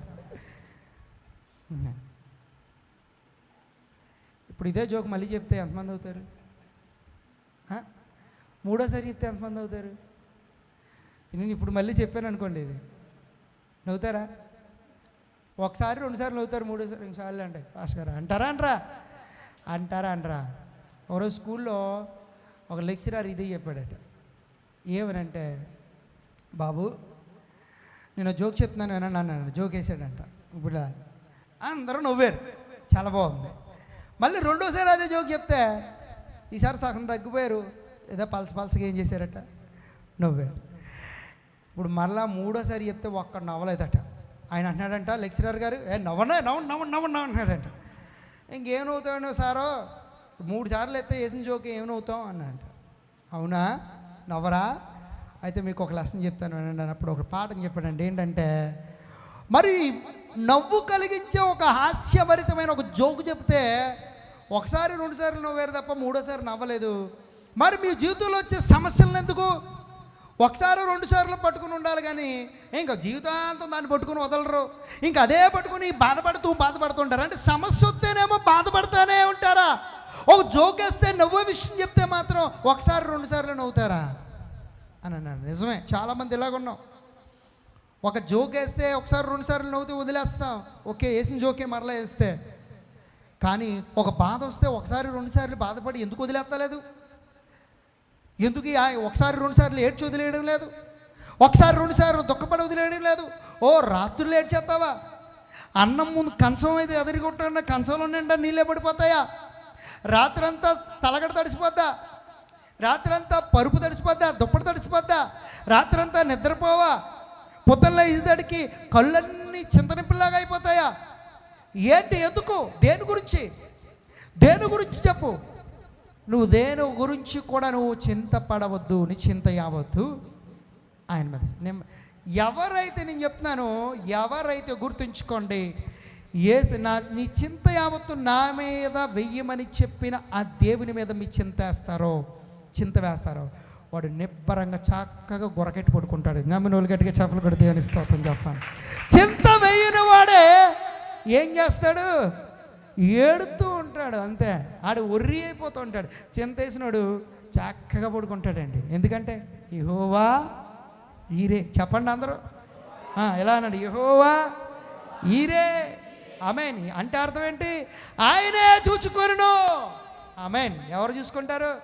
నువ్వు నమ్ముకున్న దేవుడు ఒకరు ఉన్నారు కదా, నీ భారం మోసే వాళ్ళు ఒకరు ఉన్నారు కదా, నీ బరువు, నీ బాధ్యత, నీ యొక్క సమస్యను మోసే దేవుడు ఒకడు ఉన్నాడు కనుక ఆయన మీద నువ్వు భారం నిజంగా వేస్తే నువ్వేమి చింతించవు. నీకు కోపం రాదు, ఫ్రస్ట్రేషన్ రాదు, నీకు కన్నీళ్ళు రావు, చక్కగా నిద్రపోతావు, కంటి నిండా నిద్రపోతావు. ఆమేన్. ఈరోజు ఆమోస్ గారు నేర్పే మొదటి పాఠం అది. రెండో పాఠానికి వెళ్దామా? రెండో పాఠాన్ని మనం చదువుకుంటే చూడండి, 7వ అధ్యాయము 14వ మరియు 15వ వచనం. అందుకు ఆమోసు అమధ్యాతో ఇట్లా, నేను ప్రవక్తనైనను కాను, ప్రవక్త యొక్క శిష్యుడైనను కాను, కానీ పశువుల కాపరనై మేడి పండ్లు ఏరుకునేవాడును అన్నాడు. ఆమేన్. ఈయన ఎవరు కాదంట? చెప్పండి, ఎవరు కాదు? అమ్మ చెప్పండి. ఆమోస్ గారు ఎవరు కాదట? అసలు ప్రవక్త కాదంట. పోనీ ఏమైనా ప్రవక్తల కుటుంబంలోంచి వచ్చాడా? అది కూడా కాదంట. పోనీ ఏమైనా మంచి చదువుకున్నాడా అంటే అది లేదంట, పశువుల కాపరట. పోనీ మంచి పనేదన్నా ఒక భూస్వామ అంటే అది కాదంట, మేడి పండ్లు ఏరుకుంటాడంట. ఏం పండ్లు ఏరుకుంటాడు? మేడి పండ్లు. ఒక పల్లెటూరు నుంచి వచ్చినవాడు పశువుల కాపరి, నెక్స్ట్ మేడి పండ్లు ఏరుకునేవాడు. తర్వాత అంట ప్రవక్త కాదంట, పాస్టర్ గారి కుటుంబం కాదంట. పోనీ మా నాన్నగారు పాస్టర్ గారు, మా తాత పాస్టర్ అంటే పోనీ గొడవ లేదు, అలా కూడా కాదంట. అసలు ఏం తెలియదు, పశువులు మేపుకుంటున్నాడు పాపం. దేవుడు అంటే తెలుసు అంతే. దేవుడు అంటే ఇష్టం, దేవుడు అంటే విశ్వాసం, దేవుడు అంటే నమ్మకం, దేవుని యందు ఎనలేని ప్రేమ ఉంది. కానీ ఏదో డిస్క్వాలిఫై అని అనుకుంటున్నాడు. చూడండి, అంటే దీని నుంచి మనకు ఒక పాఠం నేర్పిస్తున్నాడు. నేను ప్రవక్తనైనను కాదు, ప్రవక్త యొక్క శిష్యుడినైనను కాదు, పశువుల కాపరిని మేడు పండ్లు ఏరుకు. అంటే ఈ విషయం చెప్తున్నాడు. ఎందుకు చెప్తున్నాడు అంటే తనకు తాను నేను అసలు నిజానికి క్వాలిఫై కాదు అని చెప్తున్నాడు. నాకు యోగ్యత లేదు, నాకు సామర్థ్యత లేదు. సామర్థ్యత అయితే నాకు లేదు, కానీ ఎవరు పిలుచుకున్నారు నన్ను? దేవుడు పిలుచుకున్నాడు. దేవునికి స్తోత్రం. అంటే దేవుడు ఈ విషయంలో మనం నేర్చుకునేది ఏంటో తెలుసా? రెండవ పాఠం, దేవుడు సామర్థ్యతను చూడగాని దేవుడు అందుబాటును చూస్తాడు. అందరూ చెప్పండి. God never seeks for ability but seeks for availability. దేవుడు సామర్థ్యత చూడ్డట. నీకు ఎబిలిటీ ఉందా? నీకు జ్ఞానం ఉందా? నీకు శక్తి ఉందా? నీకు బలం ఉందా? నువ్వు చదువుకున్నావా? ఉద్యోగం చేస్తున్నావా? నీది ఏ కులం? నీది ఏ జాతి? నీది ఏ దేశం? నీది ఏ రంగు? నువ్వు ధనవంతుడువా కాదా? నువ్వు పిహెచ్డి చేసావా లేదా? ఈ ఏమి చూడడు మన దేవుడు. మరొకసారి గట్టిగా చెప్పలు కూడా దేవుని స్తోత్రం చేద్దాం. అందుకని ఆయన ఏమన్నాడు? కొరింథీయులకు అపోస్తలుడు పౌలు ఏమంటున్నాడు? జ్ఞానులను సిగ్గుపరచుటకు దేవుడు ఎవరిని ఎన్నుకుంటాడు చెప్పండి అమ్మా. ఎర్రివారిని ఎన్నుకుంటాడంట. ఎవరిని సిగ్గుపరచడానికి? జ్ఞానులను. దేవుడు ధనవంతులను సిగ్గుపరచడానికి దరిద్రులను కోరుకుంటాడంట. బలవంతులను సిగ్గుపరచడానికి బలహీనులను ఆయన కోరుకుంటాడు. ఇది మన దేవుని స్పెషాలిటీ. దేవుడు ఆయన ఎబిలిటీ చూడడు. జ్ఞానము, ఐశ్వర్యము, రంగు, ఎత్తు, లావు, సామర్థ్యత, బలము, శక్తి, చదువు ఇవేమి చూడడు అని మనకు అర్థమవుతుంది. దేవునికి స్తోత్రం. అవేమి చూడడు గనకే పశువుల కాపరిని మేడు పండ్లు ఏరుకునే ఒక వ్యక్తిని దేవుడు కోరుకుని దేవుడు తనకేమిచ్చాడు చెప్పండి? ప్రత్యక్షత ఇచ్చాడు. దేవునికి స్తోత్రం కలుగును కాక. ఒక గొప్ప ప్రత్యక్షత దేవుడు కలిగించాడు. ఎంత గొప్ప విషయం. ఎందుకు ఎవరితో చెప్తున్నాడు ఈ మాట అంటే అమధ్య. ఎవరితో చెప్తున్నాడండి? అమధ్యతో. ఎందుకు అమధ్యతో చెప్తున్నారు? ఎందుకు అమధ్య ఎవరు? ఎందుకు అమధ్యతో చెప్తున్నాడు? అమధ్య ఎవరు అంటే అమధ్య ప్రధాన యాజకుడు. అందరూ చెప్పండి. యెరోబాము గారు ఇజ్రాయెల్ ప్రాంతానికి పరిపాలన చేస్తున్నప్పుడు ఇది ఎవరి కోసం వచ్చిందని చెప్పాడు ఈ ప్రత్యక్షత? మనం మొదట వచ్చిన ఇజ్రాయేలు కొరకు వచ్చినటువంటి ప్రత్యక్ష. అంటే ఇప్పుడు యోధా వారికి చెప్తున్నాడు ఇతడు ఈ ప్రవచనాలు, ఇజ్రాయేల్ వారికి చెప్తున్నాడంటే ఇజ్రాయేల్ వారికి చెబుతున్నాడు. ఇప్పుడు ఎవరు యాజకుడు, ప్రధాన యాజకుడు అంటే అమధ్య. ఎవరండి? అమధ్య. అమధ్య ప్రధాన యాజకుడిగా ఉన్నాడు. రాజు ఎవరు? యరొబాము. ఇప్పుడు పశువుల కాపరికి ప్రత్యక్షత వస్తే, మేడు పండ్లు ఏరుకునేవానికి ప్రత్యక్షత వచ్చి ఇతడు ప్రవచనాలు చెప్తూ ఉంటే దేశం అంతా తిరిగి ఏం చేస్తున్నాడు? ప్రతి ఇంటికి వెళ్ళి దేవుని మాటలు చెప్తున్నాడు, ప్రతి ఊరు వెళ్తున్నాడు, ప్రతి ప్రాంతం వెళ్తున్నాడు. యెరూషలేము అంతటా కూడా ఏం చేస్తున్నాడంటే ప్రకటనలు చెప్తున్నాడు, ప్రవచనాలు చెప్తుంటే ఎవరికి తెలిసింది ఈ విషయం? అమధ్య గారికి తెలిసింది. అమధ్య గారు అనుకున్నాడు, ఈడెవడీడు? చదువుకున్నాడు, ఈడు చదువు లేదు కదా, ఈడెవడీడు? నాన్న ధనవంతుడే కాదు కదా, ఈడెవడు? ప్రవక్త శిష్యుడు కాదు కదా, ఈడెవడు? ప్రవక్త కాదు కదా, ఈడెవడు? పశువుల కాపరి మేడుపండ్లు ఏరుకునేవాడు, ఈడు చెప్పడం ఏంటి? ఈడు బోధ చేయడం ఏంటి? ఈడు ప్రవచనాలు చెప్పడం ఏంటి అని ఒకలాంటిది వచ్చింది. వచ్చి రాజుగారి దగ్గరికి వెళ్ళిపోయాడు. ఎవరు? ప్రధాన యాజకుడైన అమధ్య. చూడండి 1వ నుంచి 7-10 నుంచి చూద్దాం. నేను చదువుతున్నాను చూడండి. అప్పుడు బేతేలులోని యాజకుడైన అమధ్య ఇజ్రాయేలు రాజైన యరొబామునకు వర్తమానము పంపి, ఇజ్రాయేలుల మధ్య ఆమోసు నీ మీద కుట్ర చేయుచున్నాడు. ఏమంటున్నాడు చెప్పండి? ఇదిగో ఆమోసు ఏం చేస్తున్నాడు? లేనిపోని మాటలన్నీ కల్పించేశాడు. ఇప్పుడు అసలు ఆమోసు కుట్ర చేస్తున్నాడా? కానీ ఏం చెప్తున్నాడు చెప్పండి? ప్రధాన యాజకుడు యరొబాముతో కుట్ర చేస్తున్నాడు ఆమోసు అని చెప్తున్నాడు. ఎందుకంటే ఇష్టం లేదు, పశువులు కాపరి ఆడి చేయడం ఏంటి అన్న ఫీలింగ్లు ఉండిపోయాడు. చూడండి, యరొబాము ఖడ్గం చేత చచ్చి నేను ఏమని ప్రకటిస్తున్నాడట? యరొబాము ఖడ్గం చేత చచ్చిపోతాడని, ఇజ్రాయేలీలు తమ దేశమును విడిచి చెరలోనికి పోవుదురని ప్రకటించుచున్నాడు. అతని మాటలు దేశము సహింపజాలదని తెలియజేశాను. అతని మాటలకు ఒప్పుకోదు. నిజమే కదా? మనం ఏ మాటలు ఒప్పుకుంటాం చెప్పండి? యెహోవా మిమ్మును మీ కుటుంబాన్ని దీవించునుగాక అంటే అని కొడతాం. మిమ్మును మీ కుటుంబానికి శాపం రాబోతుంది అంటే బైబిల్ పట్టుకు లేచి వెళ్ళిపోతారు. అంతే కదా? లేచి వెళ్ళిపోతారు. వెళ్ళరా? ఓ సహోదరి, దేవుడు నిన్ను శిక్షించబోతున్నాడు ఈ రాత్రి, మారు, లేదంటే శిక్షించబోతున్నాడు అన్నావు అనుకో. పాస్టర్ అంటే ఇలాంటి మాటలు మాట్లాడుతున్నాడు, పాస్టర్ అయినాడు అని నోరు అదుపు లేదా ఇంకా పాస్టర్కే అని వచ్చేది కోపం. వచ్చేద్దా రాదా?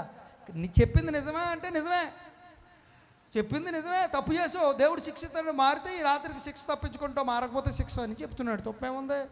అదే కోపం వచ్చేది. ఈ మనుషులకి ఎలా ఉందంటే, ఈయన చేసే తప్పులన్నీ చేసేసిన, చేయవలసిన చెడు పనులన్నీ చేసేసిన, బూతులన్నీ ఆడేసిన, జూదం ఆడేసిన, వ్యభిచారం చేసేసిన, దొంగతనం చేసేసిన, మోసం చేసేసిన, దేవుడు నిన్ను ప్రేమిస్తున్నాడమ్మా, దేవుడు నిన్ను ప్రేమిస్తున్నాడమ్మా, నిన్ను ఆశీర్వదిస్తాడు అంటే ఇన్ని పనులు లోపల అనుకున్నది, ఇన్ని పనులు చేసిన ఆశీర్వదిస్తాడా, ఎంత గొప్ప దేవుడు అయ్యా అని అర్థం. ఎంత ఆనందం వచ్చేంతో పొంగిపోద్ది.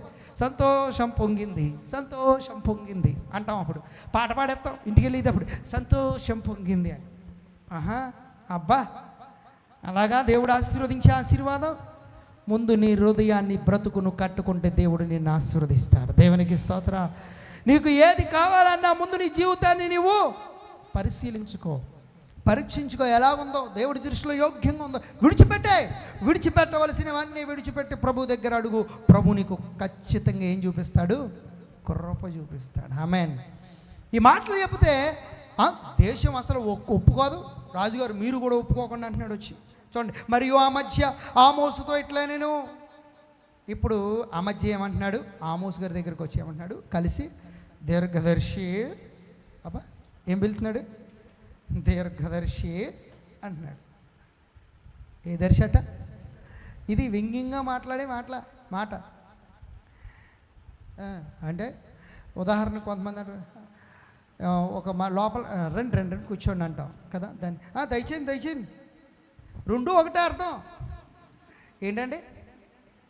రెండు కూర్చోండి అంటే అది ఒకటే. దయచేయండి అని అన్నది కూడా రెండు రెస్పెక్టే, గుర్తుంచుకోండి. ఇంకా రెండు అనే దానికంటే కూడా దయచేయండి అన్నదే ఇంగ్లీష్లో ఎంత గొప్ప అనుకున్నా. ప్లీజ్ కమ్ ఇన్, దయచేసి రండి. దయచేయండి అంటే చాలా మర్యాద. కానీ అది వ్యంగ్యంగా ఉంది. దయచేయండి దయచేయండి అంటే అర్థం ఏంటి? రండి వచ్చారు ఇంక పని పడలేదు అన్నట్టే కదా, అవునా కదా? కానీ మామూలుగా మాటకైతే ఎలా అనిపిస్తుంది అది? అసలు మామూలుగా దాని అర్థం ఏంటి? చక్కగా మర్యాదగా ఆహ్వానించడం, కానీ దాన్ని వ్యంగ్యంగా అలా మాట్లాడాడు అనమాట. ఎవరు చెప్పండి? మాజీ దీర్ఘదర్శి అంటున్నాడు. అయ్యా దీర్ఘదర్శి గారు అన్నది వేరు. దీర్ఘదర్శి వచ్చాడండి, పెద్ద దీర్ఘదర్శి వచ్చాడండి, పెద్ద ప్రవక్త, గేదెలు మేపుకుండేవాడు, మేడి పళ్ళు ఏరుకుండేవాడు వచ్చాడండి అన్నట్టుగా దీర్ఘదర్శి. ఒకసారి విజయబాబు గారిని బాబు గారు అన్నాను నేను. ఎక్కడో కొడుతుంది అంటున్నారు ఆయన. అంటే ఏ ఫీలింగ్తో అనలేదు ఆయన్ని, మామూలుగా అన్న సరదాగా ముద్దుగా పిలుచుకోవడం అంతే. కానీ బాబు గారు అనేదాడు, కానీ ఎక్కడో కొడుతుంది అన్నారు. ఇంకా ఆ రోజు నుంచి పిలవడం మానేశాను, విజయబాబు గారు అని అంటున్నాను. ఎందుకంటే ఆయన డౌట్ వచ్చింది కాబట్టి. అంటే ఆయనకి నాకు మధ్య ఏం లేదు, మీ ఇద్దరం చక్కగా ఉన్నాం, దేవునికి స్తోత్రం. కానీ చాలా రోజుల నుంచి మీ ఇద్దరం ఫ్రెండ్స్. ఆమేన్, హల్లెలూయా. అది వేరే ఉద్దేశం. అంటే కొన్నిసార్లు కొన్ని మాట మంచి బాబు గారు అంటే అది మంచిగా పిలిచాను లేదా, కానీ వ్యంగ్యంగా పిలిచినట్టు అనిపించింది అది నేను అలా వెళ్ళలేదు. కానీ అలా ఆయన కూడా మిస్అండర్స్టాండింగ్ చేసుకున్నాడని అన్న, కానీ ఎందుకు కొడుతున్నాడు అంతే ఆయన ఏవాళ్ళు. కాబట్టి మంచిదిగాని పిలిచాను కానీ తిట్టలేదు, మంచిగాని పిలిచాను కానీ దాంట్లో ఎంతో మీనింగ్ ఉంది. నిజమే కదా అనుకుని నేను ఇంకా మానేశాను. ఆమేన్. ఇక్కడ కూడా అలా పిలుస్తున్నాడు. ఏమంటున్నాడు? దీర్ఘదర్శి అంటున్నాడు. అని ఏమంటున్నాడు చూడండి, తప్పించుకొని యూదా దేశమునకు పారిపో. పక్కన పెట్టే బైబిల్, నీ దర్శనాలు కాళ్ళలో ఏమి లే, పక్కన పెట్ట వదిలే, పో గేదెలు మేపుకున్నాక పో, గేదెలు మేపుకో, పో పో పో మేడ వెళ్ళారుగా వదిలే అని అంటున్నాడు. చూడండి, దేశమును విడిచి ఏం చెయ్యి? పారిపోము, అచ్చటనే బత్తెము సంపాదించుకొనము. అంటే అమధ్య గారి దృష్టిలో ఆమోసు గారు ఈ దేనికి వచ్చారంట? దేనికి పొట్టకూటు కోసం ఈ బైబిల్ పట్టుకుని పరిచర్య చేస్తున్నట్టుగా ఉంది ఆయన దృష్టిలో. ఎందుకంటే చదువులేదు కదా. మరి మేడిపల్లి ఏరుకునేవాడు వీడు వచ్చి ప్రవచనాలు చెప్తున్నాడంటే పొట్టకూటు కోసం వస్తున్నాడు. నీ బత్తెం అక్కడికి వెళ్ళి సంపద అంటే బత్తెము కోసం వచ్చాడు అంటున్నాడు. నిజమే, కొంతమంది అలా ఉన్నారు, బత్తెం కోసం సేవలోకి వచ్చేటట్టు ఉన్నారు. కానీ కొంతమంది దేవుని కొరకు బ్రతికేవారు కూడా ఉన్నారు. గట్టిగా దేవునికి స్తోత్రం చెప్దాం. హల్లెలూయా. ఒకరోజు ఒక పాస్టర్ గారినట, ఒక ఆమె పాస్టర్ గారు, మీరు నిజంగా చాలా ఆశీర్వదించబడ్డారండి, మీరు నిజంగా చాలా దీవించబడ్డారండి పాస్టర్ గారు, చూస్తుంటే చాలా సంతోషంగా ఉందండి. సరేనమ్మా, మేము ఆశీర్వదించబడ్డాం, మంచిది, కానీ నువ్వు దశంభాగం ఇస్తావా అని అడిగారండి పాస్టర్ గారు. ఏమిస్తాను? దశంభాగం అంటే 10వ వంతు ఇస్తామంటే ఇస్తానండి పాస్టర్ గారు. మరి నువ్వు దశంభాగం ఇవ్వడం వల్ల ఆశీర్వదించబడ్డావా అమ్మ అంటే, ఎందుకు ఆశీర్వదించబడలేదండి? మాకు ఒకప్పుడు ఏమీ లేదు, అసలు ఇల్లు కూడా సరిగా ఉండేది కాదు, మాకేమీ లేదు, తినడానికి కూడా ఉండేది కాదు. దేవుని కృప వలన మేము తినగలుగుతున్నాం, ఇల్లు కట్టుకున్నాం, మా బిడ్డలు మంచి ఉద్యోగాలు చేస్తున్నారు, ఇప్పుడు మంచి కారు కూడా మాకు ఉంది. దేవుడు అన్ని విధాలుగా మమ్మల్ని ఇచ్చినందుకు మేము దీవించబడ్డాం అన్నారంట. పాస్టర్ గారు అన్నారంట, ఆఫ్టర్ ఆల్ నువ్వు దశంభాగం ఇస్తేనంతలా దీవించబడితే మేము మా జీవితాలను ఇచ్చాం పరిచర్య కొరకు, దేవుని కొరకు మేము ఇంకా దీవించబడతాం అన్నారంట. గట్టిగా చెప్పలు కూడా దేవునికి స్తోత్రం చేద్దాం. హల్లెలూయా. నిజమే, దశంభాగం ఇచ్చే వాళ్ళు ఆశీర్వదించబడితే దేవుని పరిచర్య కొరకు, దేవుని రాజ్యభారం మోయడం కోసం నిందలు, అవమానాలు ఎన్నో ఉంటాయి పరిచర్యలో. అందరూ మమ్మల్ని రెడ్ కార్పెట్ వేసి ఆహ్వానించరు, అందరూ పూల బాటల్లో పెట్టి మమ్మల్ని ఏమో ఆహ్వానించరు. కొంతమంది ముళ్ళేస్తారు, వచ్చేయడండి సంఖలో బైబిల్ పెట్టుకుని అని రకరకాల కామెంట్ చేస్తుంటారు. ఒక ఆమె అంటుంది ఒక రోజున, అదేంటి పాస్టర్ గారు ఇలా వచ్చారండి అంటుంది. ఏంటండి పాస్టర్ గారు, అదేంటి పాస్టర్ గారు ఇలా వచ్చారు అంటుంది. ఏం చెప్పాలి ఇంకా? ఏం కాదమ్మా, ఏం కాదు, మీరు ఎలా ఉన్నారో చూసి ప్రార్థన చేసి వెళ్దామని వచ్చాను. మరి ఏం చేద్దాం ఏంటి? అదేంటి పాస్టర్ గారు వచ్చారా? రండి పాస్టర్ గారు, బాగానే వచ్చారండి అని సమస్యలు చెప్పుకుని అమ్మ ప్రార్థన చేయండి అని చెప్తారు. ఈ అవైలబిలిటీ గురించి వస్తాయి అంటే అందరూ కాదండి నేను చెప్పేది, ఒకళ్ళు ఇద్దరు ఉంటారు అలా అంటారు. అదేంటి పాస్టర్ గారు ఇలా వచ్చారంట ఇంటికి వస్తే. సో మళ్ళీ ఇంటికి వెళ్ళబుద్ది అవుతుంది అసలు. కానీ నేను వెళ్ళాను, పర్లేదు, అలా అనుకున్నా పర్లేదు, దేవునికి స్తోత్రం చెప్పండి. హల్లెలూయా. నిజమే, ఎన్నో ఇబ్బందులు సేవ పరిచర్లోనే ఉంటాయి, కానీ వాటిని ఏటిని కూడా పట్టించుకోవాల్సిన పని లేదు. ఇవన్నీ చేదనుభవాలు, కానీ అవన్నీ మాకు పాఠాలు నేర్పిస్తాయి. అవమానాలు ఎదురవుతూ ఉంటాయి, నిందలు ఎదురవుతూ ఉంటాయి, తిడుతూ ఉంటారు, దూషిస్తూ ఉంటారు, ఎన్నో రకాలైనటువంటి అవమానాలు వస్తుంటాయి. వాటిని ఏం భరించు, వాటిలన్నీ భరించి మేమేమి కష్టపడిపోయామన్నట్లుగా లేకపోతే ఫీల్ అవ్వం. దేవుడికి అప్పగిస్తాం. దేవునికి మహిమ కలుగును గాక. హల్లెలూయా. ఒకరోజు పాస్టర్ గారి దగ్గరికి వచ్చా, ఒక ఆయన అంటున్నాడట, మా ఆవిడని మొత్తం నాశనం చేశారని అంటుంది. ఏమంటున్నాడంటే ఆయన, మా ఆవిడని మొత్తం నాశనం చేశారని. మీరు ఏమయ్యా, ఏంటయ్యానంటే, ఏముందండి, ఇంకే పని చేస్తలేదండి. ఏంటంట, ఏ పూజ చేస్తలేదండి, పొద్దున్న లేచి ఏ అగరత్తి వెలిగిస్తలేదండి, మొత్తం నాశనం చేశారు, మీ వాళ్ళు తిప్పేసుకున్నారు అంటున్నాడు. అండి ఇలాంటి అవమానాలు కూడా ఉంటాయి. ఏదన్నా చిన్న జరిగిందనుకోండి, కౌకుని చర్చకొచ్చి యవనస్తుడు ఏదైనా అమ్మాయిని ప్రేమిస్తే అదిగో ఎక్కడ ఎవరి మీదకి వచ్చేది ఎందుకు చెప్పండి ముందు. మాస్టర్ గారు ఇదే చెప్తున్నారేమో, మీ జాన్ పాస్టర్ గారు ఇది చెప్తున్నారంటే అన్నారు ఆల్రెడీ కొంతమందిని బట్టి. ఏరా మీ జాన్ పాస్టర్ గారు చెప్పరా అని ఏం పట్టించుకోరా, ఎందుకు పట్టించుకోరో, ఇక్కడ లెఫ్ట్ రైట్ వాయించేస్తున్నారు, వాళ్ళకి తెలియక, వాళ్ళు వచ్చి కూర్చుంటే తెలుస్తుంది. అంతే కదా, తెలియక ఇలా ఎలా మాట్లాడుతుంటారు, కించపరచడానికి రెడీ అయిపోతుంటారు. లోకంలో ఉన్న ఏం పట్టించుకోరు. మందిరానికి వచ్చి వాడు ఒక్కడితో ఒక తప్పు చేస్తే మాత్రం దాన్ని బోధత్వం వేసి మరీ అసలు కనబడకపోయినా బోధత్వం వేసేసుకుని ఇలా చూసేస్తారు. అండ్ మైన్యూట్ థింగ్స్ కూడా పట్టించుకుంటూ ఉంటారు. ఈ విధంగా ఎన్నో అవమానాలు ఉంటాయి. మనుషులు అందరూ మనుషులే. కొంతమంది వింటారు, కొంతమంది వినరు. ఇక్కడికి వచ్చిన వాళ్ళందరూ పరిశుద్ధమని ఎప్పుడని చెప్పామా? బైబిల్ చెప్పిందా? అసలు నీతిమంతులు లేడు, ఒక్కడో లేడు, అందరూ పాపం చేశాను బైబిల్ చెప్తుంది. కాబట్టి ఇక్కడ వచ్చిన వాళ్ళందరూ పరిశుద్ధులు అనుకోవడం నీ తప్పది. ఇక్కడ వచ్చిన వాళ్ళందరూ వింటారనుకుంటాం నీ తప్పది. ఇక్కడ వచ్చిన వాళ్ళందరూ విని ఆ ప్రకారంగా జీవిస్తారనుకోవడం అసలు తప్పది. ఉండరు. కొంతమంది ఉంటారు, వింటారు, బయటికి వెళ్తారు, మర్చిపోతారు. కొంతమంది ఉంటారు, వింటారు, ఏం చేస్తారు, విన్న దాని ప్రకారం చేస్తారు. కొంతమంది అసలు వినరు, నిద్రపోతానే ఉంటారు. ఏసు రక్త విజయ్. కొంతమంది ఎక్కడో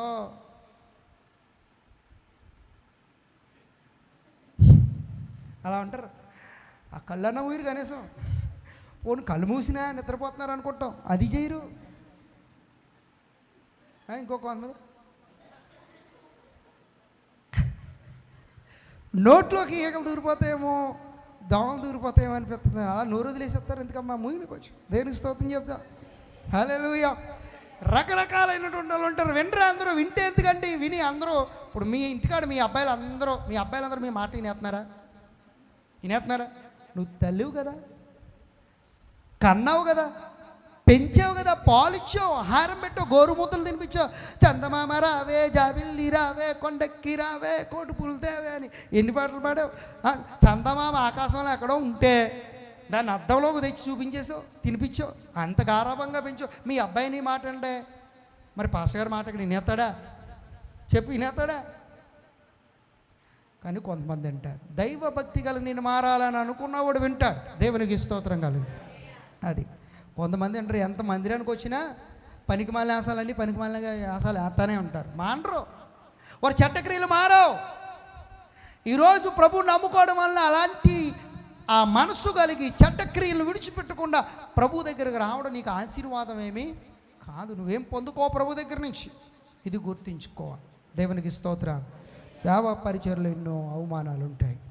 చూడండి, అమధ్య ఏం చేస్తున్నాడు చెప్పండి? ఈ విధంగా అతన్ని ఎంతో కించపరుస్తున్నాడు. అలా కించపరుస్తూ వెళ్ళిపో అని చెప్తున్నాడు. అప్పుడు చెప్పాడు, బాబు నేను ఎవరిని కాదు, ప్రవక్తనైనను కాదు, ప్రవక్త శిష్యునైనా కాదు, నేను ఎవరిని, పశువుల కాపరిని. ఎవరిని చెప్తారండి? నేను ఎవరిని, పశువుల కాపరి. నేను ఎవరిని, మేడు పొల్లే. నేను ఎవరిని, అసలు ప్రవక్తను కాదు, శిష్యుని కాదు అన్నాడు. అంటే నేను ఎవరిని అనుకుంటున్నావు?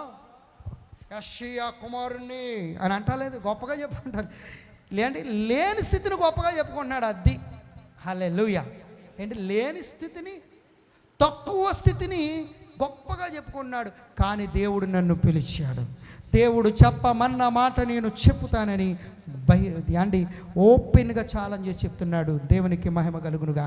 అక్కడ రాజుగారికి జరగబోయిన ఇప్పుడు మరీ చెప్పాడు. చూడండి 17వ వచనంలో అంటాడు, యెహోవా సెలవిచ్చినదేమనగా నీ భార్య పట్టణమందు వేశ్యయగును, నీ కుమారులను నీ కుమార్తెలను ఖడ్గము చేత కూలుదురు, నీ భూమి నూలు చేత విభాగింపబడును, నీవు అపవిత్రమైన దేశమందు చత్తువు. అవశ్యముగా ఇజ్రాయేలీలు తమ దేశం విడిచి. ఇప్పుడు చెప్తున్నాను చూడు, అసలైంది. నేను ప్రవక్తను కాదు, ప్రవక్త శిష్యుని కాదు, పశువుల కాపరిని, మేడు పండ్లు ఏరుకునేవాడిని. కానీ ఇప్పుడు చెప్తున్నాను చూడు, విను. నేను ఎప్పుడు చెప్తున్నా నాకైనా భయం అనుకుంటున్నావా? దేవుడు చెప్పమందే నేను చెప్తున్నాను అన్నాడు. గట్టిగా చెప్పలు కూడా దేవుని స్తోత్రం చెప్పు. హల్లెలూయా.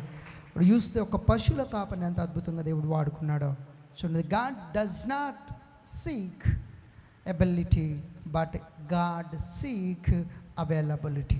దొరకడం, నువ్వు దొరకాలి ఆయనకి, నువ్వు అందుబాటులో ఉండాలి ఆయనకి కదా. నువ్వు ఆయనకు దొరుకు, అందుబాటులో ఉండంతే. నువ్వు టాలెంట్ ఉందా, జ్ఞానం ఉందా, చదువు ఉందా, పిహెచ్డి ఉందా, ఎంబీబీఎస్ ఉందా, ఎంబీఎస్సి ఉందా, లేకపోతే ఇంకోటి ఉందా, ఇది కాదు కావలసిన దేవుడికి అవైలబిలిటీ. నీకు ఉన్నాను ప్రభా, ఇదిగో దేవా నా జీవితం ఆపాదమస్తకం నీకంకితం. ఇదిగో దేవా నా జీవితం ఆపాదమస్తకం నీకంకితం. శరణం నీ శరణం, శరణం నీ శరణం, శరణం నీ శరణం, శరణం నీ శరణం. ఇదిగో దేవా నా జీవితం ఆపాదమస్తకం నీకంకితం. దేవునికి స్తోత్ర. హల్లెలూయా. దేవుడు ఏం చూస్తాడు చెప్పండి? ఎబిలిటీయా, అవైలబిలిటీయా? దేవుడు చూసేది ఎబిలిటీ కాదు, అవైలబిలిటీ. నువ్వు దొరకడం, అందుబాటులో ఉండడం చూస్తాడు తప్ప నీ సామర్థ్యత, నీ తలంతులు అని చూడటం. ఆమేన్. చూడండి, కొంతమందిని ఇప్పుడు వీడియో చేసి చూపిస్తాడు చూడండి. దేవుడు ఎబిలిటీ చూస్తాడా లేక అవైలబిలిటీ చూస్తాడా? మీకు చక్కగా అర్థమయ్యే రీతిలో మొదటిగా ఫ్యానీ క్రాస్బీ పేరు. ఫ్యానీ క్రాస్బీ బ్లైండ్, పుట్టుక నుంచి గురుడ్డావిడ. ఏంటండి? పుట్టుక నుంచి గురుడ్డావిడ. ఈమె ఎన్ని పాటలు రాసింది తెలుసా? 10 పాటలు రాస్తే పట్టుకోలేమండి, 2 పాటలు పాడితే పట్టుకోలేమండి. కానీ ఈమె 8000 పాటలు రాసింది. బ్లైండ్ అండి, దేంతో? ఆ బ్లైండ్ లిపితో. ఇంక ఈమె ఆ వీడియో పెట్టినానే ఒక పాట పెట్టాను. ఈమె రాసి పాడిన పాట చాలా ఉన్నాయి, యూట్యూబ్లో చూడండి. 8000 పాటలండి రాసి కంపోజ్ చేసి పాడిందండి. ఎంత అద్భుతం! గట్టిగా ఒకసారి చప్పట్లు కొడదాం. ఇప్పుడు దేవుడు ఈమెను గురుడ్డామెను వాడుకుని 8000 సాంగ్స్, ఓన్లీ క్రైస్తవ సాంగ్సే గుర్తుంచుకోండి, క్రిస్టియన్ సాంగ్సే, ఇంక వేరేగా 8000 సాంగ్స్ రాసిందంటే మామూలు విషయం అండి. ఎన్ని అవార్డులు వచ్చినాయేమండి ఆవిడకి. మరి అన్ని పాటలు పాడింది ఈమె. సాంగ్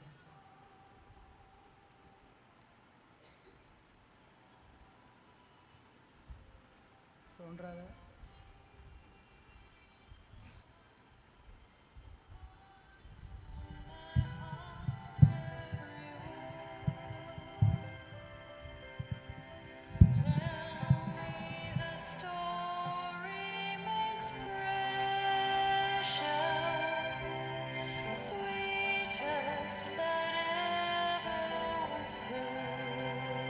గట్టిగా చెప్పలు కొడదా? హల్లెలూయా. చాలు అండి. ఒక గుడ్డి ఆవిడ 8000 పాటలు రాసింది. ఎంత అద్భుతం! మరి దేవుడు వాడుకోలేదా?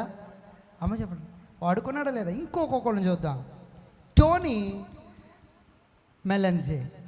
టోనీ, ఈయన గిటార్ ఎలా వాయిస్తారో, నేను ఎలా వాయిస్తానో, కాలుతోనో చేతులతోనా? చేతులేరా? ఈయన ఎలా వాయిస్తాడు చూడండి. దేవుడిని అడిగాడట, ఎలా వాయించాడు? కాలుతో గిటార్ వాయించి ఎన్ని రికార్డ్స్, ఎన్ని సాంగ్స్ వాయించాడో దేవుడికే. మళ్ళీ అన్నీ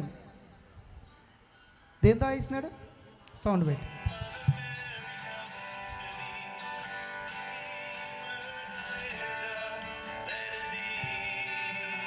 బాగా చదువుకున్న వాళ్ళు తర్వాత యూట్యూబ్లో చూడండి దీని గురించి.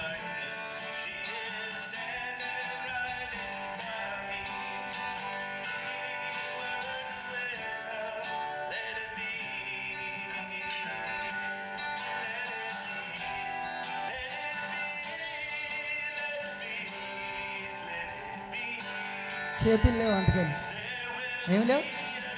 చూసారా? దేవుడు ఏం చూస్తాడు? ఎబిలిటీ చూస్తాడా వాడుకోవడానికి. ఎన్ని పాటలు రాశాడు, ఎన్ని పాటలు కొట్టాడో గిటారు. గట్టిగా చెప్పలు కూడా దేవునికి స్తోత్రం. ఎన్ని రికార్డులు వచ్చినాయో ఆయనకి. అది దేవుడికి నీ జీవితాన్ని అప్పగించుకుంటే నువ్వు ఎలాంటి వాడివో కాదు, వాడుకుంటాడు. అది ఇంకెక్కడ ఎక్కడ చూడం. దేవుడు మన క్రైస్తవంలో ఇలాంటి అద్భుతాలు ఎన్నో చూస్తాం మనం. గట్టిగా చెప్పలు కూడా దేవుని స్తోత్రం చెప్తాం. ఇంకో ఆయన నిక్కు ఓయి చీచి లేక ఊజి సిక్ అంటారు.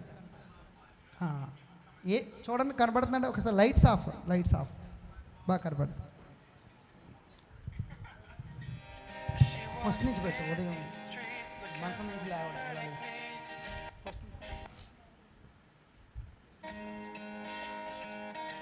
చూడండి మంచం నుంచి అల్ల ఇస్తున్నాడు. ఏం లేవు, కాళ్ళు లేవు, చేతులు లేవు. And I'm like, well, it's a long story. She walks busy streets looking for her next mate. ఏంటది? కంప్యూటర్. దేంతో? చిన్న కోడుకోవాలి. చూసారా జుట్టు ఎలా దూకున్నాడు? The desire for me to be independent and live a normal life and a full life is a dream of mine. I really just want to put limits aside and live life to the fullest and just going for it. Shaving. To overcome an obstacle, you have to realize where you are and to visualize yourself overcoming these obstacles. To focus on the positive things that we do have, using everything that we have to the best of our ability. Many people look at me and say, Nick, how come you're smiling? How come you're so happy? And దేవుని వాక్యం చెప్తున్నాడు. Like you. And I don't mean like, you know, I want to be like you in a prideful way, but they see the strength in me. You look at me and you want the confidence that I have. You want the smile that I have. Many people ask where it's from. And tonight I'm going to tell you where Nick's smile is from. You're beautiful, just the way you are. గట్టిగా చప్పట్లు కొట్టండి, చూడండి ఎంత బాగా ఆడుతున్నాడో. ఒక కోడుకాలు అంటారు, అది ఒక్కటే ఉందా, దాంతో అన్నీ చేస్తాడు. కోడుకాలు.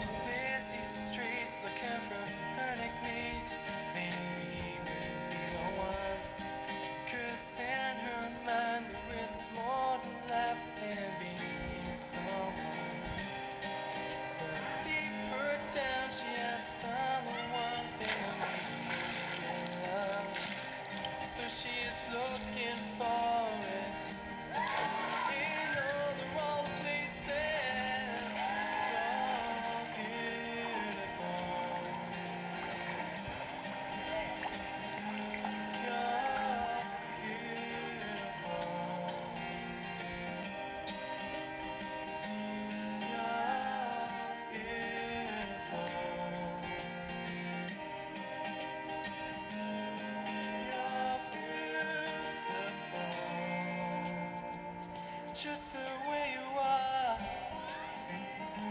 You're beautiful. You're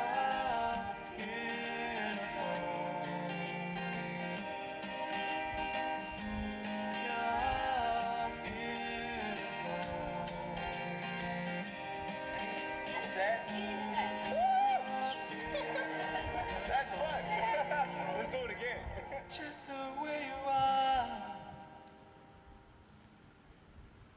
చూడండి, ఇంకోటి ఉంటుంది సముద్రంలో స్విమ్మింగ్, చిన్నది ఉంటుంది చూడండి, స్విమ్మింగ్ అలా చేస్తాడు. ఎక్కడున్నాడు? నీటిలో మర్చి.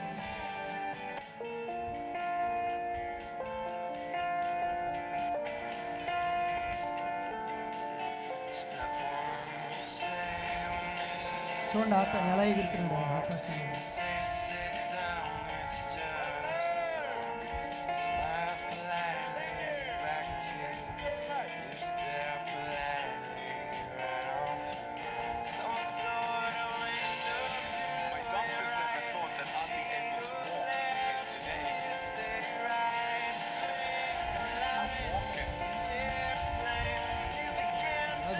చూడండి నీటిపైన ఎలా తేలుతున్నాడు.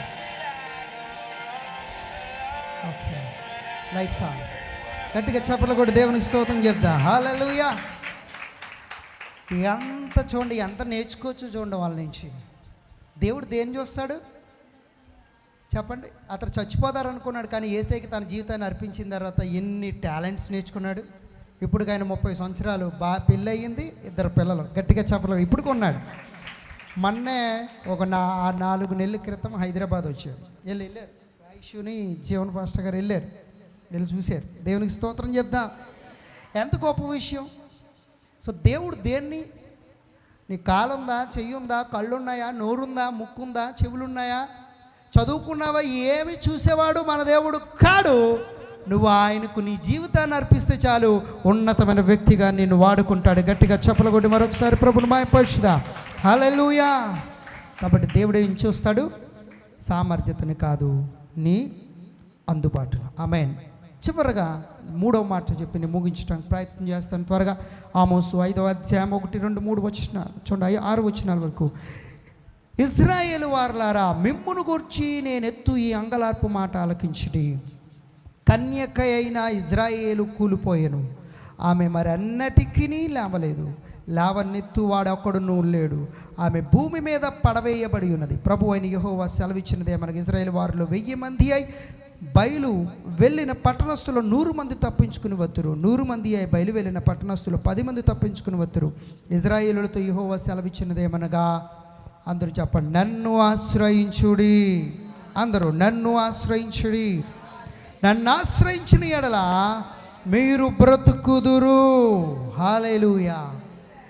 ఇదిగో మీకు శిక్ష ఉంది, మీరు చేసిన పాపమునకు ప్రాయశ్చిత్తం ఉంది. ఇదే సమయం, ఇప్పుడే రండి ప్రభు దగ్గరకు. మీరు ఎవరి దగ్గరికి రావాలి? దేవుని దగ్గరికి రండి. ఇదే అనుకూల. రాలేదు అని అంటే జరిగేటువంటిది ఇది. వస్తే జరిగేది ఇది. వస్తే మీరు ఆశీర్వదించబడతారు, మీ పిల్లలు, మీ కుమారులు అందరూ బాగుంటారు. లేదు అని అంటే ఇదిగో జరగపోయేది ఇదని చెప్పి అంటున్నాడు. ఇతను ప్రవచన వాక్యం 3వది. ఆమోసు పలికినటువంటి వాక్కులు ఏంటంటే, నన్ను ఆశ్రయించుడి. ఎవరిని ఆశ్రయించాలి మనం? ఎవరి దగ్గర రావాలి? దేవుని దగ్గరికి రావాలి. సింహపు పిల్లనైనను లేమిగలవై ఆకలిగా ఉంటాయి, కానీ యెహోవాను ఆశ్రయించే వారికి, ఎవరికండి? యెహోవా దగ్గరకు వచ్చేవారికి, యెహోవాను నమ్ముకున్న వారికి, ఆయనందు విశ్వాసం ఉంచిన వారికట ఏ మేలు కొదువై ఉండదు. గట్టిగా చప్పట్లు కొట్టి దేవుని స్తోత్రం చెప్దాం. హల్లెలూయా. సింహపు పిల్లలైన లేమగలవే ఆకలి కొంటేమో, కానీ దేవుని యొద్దకు వచ్చేవాడికి, దేవుని ఆశ్రయించేవాడికి నిజముగా ఏ మేలు కూడా ఏమి ఉండదు, కొదువై ఉండదు. అందుకని దేవుడు అంటున్నాడు, మనుషులను నమ్ముకున్నటి కంటే యెహోవాను ఆశ్రయించటం మేలు, రాజులను నమ్ముకున్నటి కంటే యెహోవాను ఆశ్రయించటం మేలు. ఇది మధ్య వచనం బైబిల్లో. ఏదండి? 118వ కీర్తన 9వ వచనం, మధ్య వచనం. బైబిల్లో ఎన్ని చాప్టర్లు ఉన్నాయి? 1189. సో ఈ 118, 9 కలిపితే 1189గా మారుతుంది. కాబట్టి మధ్య వచనం అంటుంది దేవుడికి మనుషులకి మధ్య. మీరు నాతో ఉండండి. దేవుడు చెప్పే మొత్తం ఏంటంటే, మీరు నన్ను ఆశ్రయించండి అంటున్నాడు. ఆమేన్. ఎవరిని ఆశ్రయించాలట? దేవుణ్ణి ఆశ్రయించాలి. దేన్ని కూడా, నీ బలమునో, నీ జ్ఞానమునో, నీ శక్తినో కాదు, నీ కులాన్నో, నీ మతాన్నో. మతం కూడుబెట్టదు మనకు. మతం కాదు మనకు కావలసింది, మార్గం. హల్లెలూయా. సత్య దేవుడు మనకు కావాలి, మన ఆచారాలు కాదు, మన జ్ఞానము, మన తలంతులు ఇవేమి కాదు. దేని మీద ఆధారపడకు, ఎవరి మీద మనుషుల మీద ఆధారపడకు, రాజుల మీద ఆధారపడకు, అధికారుల మీద ఆధారపడకు, ధనం మీద ఆధారపడకు, ఇంకొకటి దాని మీద నువ్వు ఆధారపడకు. దేవుని మీద ఆధారపడు. ఆమేన్. చిన్న మాట చెప్పి నువ్వు ముగిస్తా. దావీదుకి అద్భుతమైనటువంటి విజయం వచ్చింది.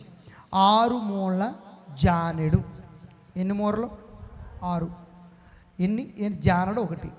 అంత ఎత్తిని 40 రోజులు ఛాలెంజ్ చేసిన వ్యక్తిని మట్టి కరిపించి అంటే ఏం చేశాడు? చంపేశాడు శత్రువుని. ఎవరు? దావీదు. ఎందుకు చంపగలిగాడు? ఆ యాల అనేటువంటి లోయలో ఎందుకు చంపగలిగాడు అని అంటే ఒక్కటే, దావీదు నిజానికి తనకు ఖడ్గం పట్టుకోవడం రాదు, లేకపోతే శిరస్త్రానం కానీ ఈ యుద్ధ ఉపకరణములు అన్నీ వేసుకోవడం రాదు, వాటితో నడవడము రాదు. అప్పటికి పోనీ 6 అడుగుల ఆజానుభావుడు అంటే కాదు, చిన్న పిల్లవాడు, గొర్రెలు మేపుకోవడం తప్ప ఏమీ తెలియని వ్యక్తి, ఏమీ తెలియని వ్యక్తి, ఏమీ తెలియవు. కానీ దావీదుకు ఒక్కటి తెలుసు, ఏంటంటే దేవుని మీద ఆధారపడడం తెలుసు. దేవునికి స్తోత్రం. సౌలు గారు దేని మీద ఆధారపడ్డాడు అని అంటే మనుషుల మీద ఆధారపడ్డాడు, మనుషుల్ని ఆశ్రయించాడు. ఇదిగో ఎవడైనా సరే ఆ నోడిస్తే ఏం చేస్తాను, నా అమ్మాయిని పెళ్లి చేస్తాను, నా అమ్మాయిని ఇచ్చి ఏం చేస్తాను అంటే ఎవడో ఎత్తాడు రండి, ఎవడొస్తారని ఎవరి వైపు చూస్తున్నాడు? సౌలు మనుషుల వైపు చూస్తున్నాడు. మనుషులు ఎవరైనా వస్తారేమో అని చూస్తున్నాడు. సౌలు లాంటి వారు అసలు ఎవరు లేరట, ఆజానుభావుడట. ఎవడైనా సరే ఆయన భుజాల దగ్గరికే రావాలట, ఎవడైనా సరే. అండ్ 1,00,000 మంది జనం ఉంటే సౌలు ఎక్కడ ఉన్నాడు ఈజీగా గుర్తుపెట్టచ్చు అంట, అంత ఆజానుభావుడు. ఈటి వేయడం ఇంకా సౌలు తప్ప ఎవరు లేరు. బైబిల్ అంత అద్భుతంగా రాయింది. ఈటి విసరడంలో సౌలు మామూలు వ్యక్తి కాదు. యుద్ధోపకరణములు వేసుకోవడం తెలుసు, రథం నడపడం తెలుసు, గుర్రాన్ని నడపడం తెలుసు. గొప్ప వీరుడు, ఒక రాజు. అతను చెయ్యలేని పని గొర్రెలు మేపుకొని దావీదు చేశాడు. కారణం ఏంటి చెప్పండి? దావీదు దేవుణ్ణి ఆశ్రయించాడు. గట్టిగా చెప్పలు కూడా దేవుని స్తోత్రం చెప్తా. ఈరోజు ఎవరిని ఆశ్రయిస్తున్నావు నువ్వు? దేన్ని ఆశ్రయిస్తున్నావు? దేన్ని నమ్ముకుంటున్నావు? దేని ఎందుకు విశ్వాసం ఉంచుతున్నావు? దేన్ని విశ్వసించుకో. దేవుణ్ణి మాత్రం నమ్ముకొని ఉండు. నువ్వు దేవుణ్ణి ఆశ్రయించి ఊరకుండు, అద్భుతం నీ జీవితంలో చూస్తావు. ఈ మెసేజ్ ఆమోస్ మనకు తెలియజేస్తున్నాడు. 3 మెసేజ్లు చెప్పాడు. 1 చెప్పండి, భారము బరువు మోయువాడు. నీ భారంతో కృంగిపోవద్దు, దయతో నీకున్న బరువుతో కృంగిపోవద్దు, దేవునికి అప్పగించు. 2 ఏం నేర్పిస్తున్నాడు? దేవుడు ఏం చేస్తాడు? సామర్థ్యతను చూడడం కానీ నీ అందుబాటును చూస్తాడని చెప్తున్నాడు. ఎస్, మన సామర్థ్యత కాదు, మనం ఉన్నామా లేవా, ఆయనకు అందుబాటులో దగ్గరగా ఉన్నామా లేదా చూస్తాడంతే. 3వ మాట ఆమోస్ పలికినటువంటి వాక్కులు, దేవుణ్ణి ఏం చేయాలట? ఆశ్రయించడు. ఎవరిని ఆశ్రయించాలండి? ఎవరి దగ్గర రావాలి మనం? దేవుని దగ్గరకు రావాలి. చూడండి, చాలామంది చాలా విషయాలను ఆశ్రయిస్తుంటారు. ఒక్క మాట, ముఖేష్ అంబానీ, ముగించేస్తున్నాను. భారతదేశంలో ముంబైలో ఒక బిల్డింగ్ ఉంది, ఆంటీలియా. అందరూ చెప్పండి, ఏంటండి? ఆంటీ కాదు, ఆంటీలియా. ఏంటండి? ఆంటీలియా. ముఖేష్ అంబానీ ముందు తన భార్య పుట్టినరోజు కంట మొదటి గిఫ్ట్ ఏమి ఇచ్చాడు తెలుసా? క్రూస్ అంటారు, పెద్ద వాడ. ఏమిచ్చాడట? పెద్ద వాడ. అది ఎన్ని కోట్లో తెలుసా? 450 కోట్లు. ఎంతండి? ఫస్ట్ గిఫ్ట్ తన భార్యకి ఇచ్చింది ఎంత? 400. ఆ షిప్ కూడా ఉంటే పెట్టినాను, నాకు టైం దొరకలేదు. 450 కోట్లు. రెండో గిఫ్ట్ ఏంటో తెలుసా? భార్యకి మరలా పుట్టినరోజుకి హెలికాప్టర్. ఏంటండి? ఇప్పుడు కూడా ఒక విమానం, క్షమించండి, విమానం ఇప్పటికీ కూడా ముంబై ఎయిర్పోర్ట్లో పక్కన ఉంటుంది. ఈ షిప్ కూడా ఉంది. ఎప్పుడో ఆడతారు కానీ అన్ని కోట్లు పెట్టి ఇచ్చాడు. చూడండి, ఎప్పుడో వెళ్తారు విమానం కానీ అన్ని కోట్లు, 850 కోట్లు పెట్టి ఏం చేశాడట? కొన్నారు. 3వ గిఫ్ట్ ఏంటో తెలుసా? అన్నాడంట, ఈ విమానం ఇచ్చిన తర్వాత నెక్స్ట్ పుట్టినరోజుకి ప్రపంచంలో ఎవ్వరికీ లేని నీకు ఇస్తాను అన్నాడు. అదేంటో తెలుసా? ప్రపంచంలో ఇలాంటి బిల్డింగ్ అక్కడ లేదు. దీని ఏమంటారు? ఆంటీలియా బిల్డింగ్. ఏంటండి? భార్య పేరు. ఆంటీలియా టవర్ ముంబైలో ఉంది. ఇది కట్టడానికి 8,000 కోట్లు అయ్యింది. ఎంత అండి? 8,000 కోట్లు అయ్యింది. అంత ఖర్చు పెట్టి ఏం చేశాడు? తన భార్యకు గిఫ్ట్గా అది ఇచ్చాడు. ప్రపంచంలో ఇంతకంటే ఖరీదైన బిల్డింగ్ ఎక్కడ లేదు, ముంబైలో తప్ప. మన దేశంలోనే ఉంది. అమెరికాలో కూడా లేదు ఇంత ఖరీదైన బిల్డింగ్. అంటే మనోడు దేన్ని ఆశ్రయించాడు చెప్పండి? ధనమును. దేన్నండి? ధనమును నమ్ముకొని దగా పట్టాను. ధనమును, అందరూ కళ్ళు మూసుకోండి. దగా పట్టాను, బుద్ధి జ్ఞానము నీదారమని చెంతకు చేరను. సుఖ సంపద నీ దీవెనని నీ చెంతకు చేరను. యేసు నీవే ఆధారము, యేసు నీవే ఆధారము, యేసు నీవే ఆధారము. అందరూ పడదాం. యేసు నీవే నా నమ్మినచో సిగ్గుపడనీయవు. నేను నెమ్మదితో నీవే ఉంచెదవు. నిన్ను నమ్మినచో సిగ్గుపడనీయవు. నేను నెమ్మదితో నీవే ఉంచెదవు. ఆపత్కాలమున నమ్ముకొనదగిన ఆపత్కాలమున నమ్ముకొనదగిన యేసు నీవే ఆధారము. యేసు నీవే నా ప్రాణము. యేసు నీవే ఆధారము. యేసు నీవే నా ప్రాణము. అందరూ కూడా యేసు నీవే ఆధారము. యేసు నీవే నా ప్రాణము. యేసు నీవే ఆధారము. యేసు నీవే నా ప్రాణము. పరిశుద్ధుడా, ప్రేమగల తండ్రి, నీకు వందనాలయ్యా. ఎంతవరకు మాకు సహాయం చేశారు. ఈ రాత్రి నీ కృపను మాకు తోడుగుంచారు. నీకు వందనాలు. విన్న మాటల ప్రకారం మేము జీవించే కృప మా అందరికీ దాయిచేయండి. మహిమతో నింపండి. రాత్రి మా అందరికీ చక్కటి నిద్రనిచ్చి ఉదయం లేచి నిన్ను గణపరిచే కృప మాకు దయచేయమని యేసయ్య అతి శ్రేష్ఠ నామమున ప్రార్థిస్తున్నాను తండ్రి. ఆమేన్. యేసు నీ రక్తమునకు ప్రభేసు రక్తమునకు ప్రభేసు నామమునకు ఎల్లవేళలా సంపూర్ణ విజయం కలుగునుగాక. ఆమేన్. పరలోకమందున తండ్రి యొక్క ప్రేమయు ప్రభువైన యేసుక్రీస్తు వారి యొక్క కృపయు పరిశుద్ధాత్మిక నిన్న సహవాసము మనందరికీ ఇప్పుడు ఎల్లప్పుడు సదాకాలము తోడై నడిపించునుగాక. ఆమేన్. అందరికీ వందనాలు. God bless you.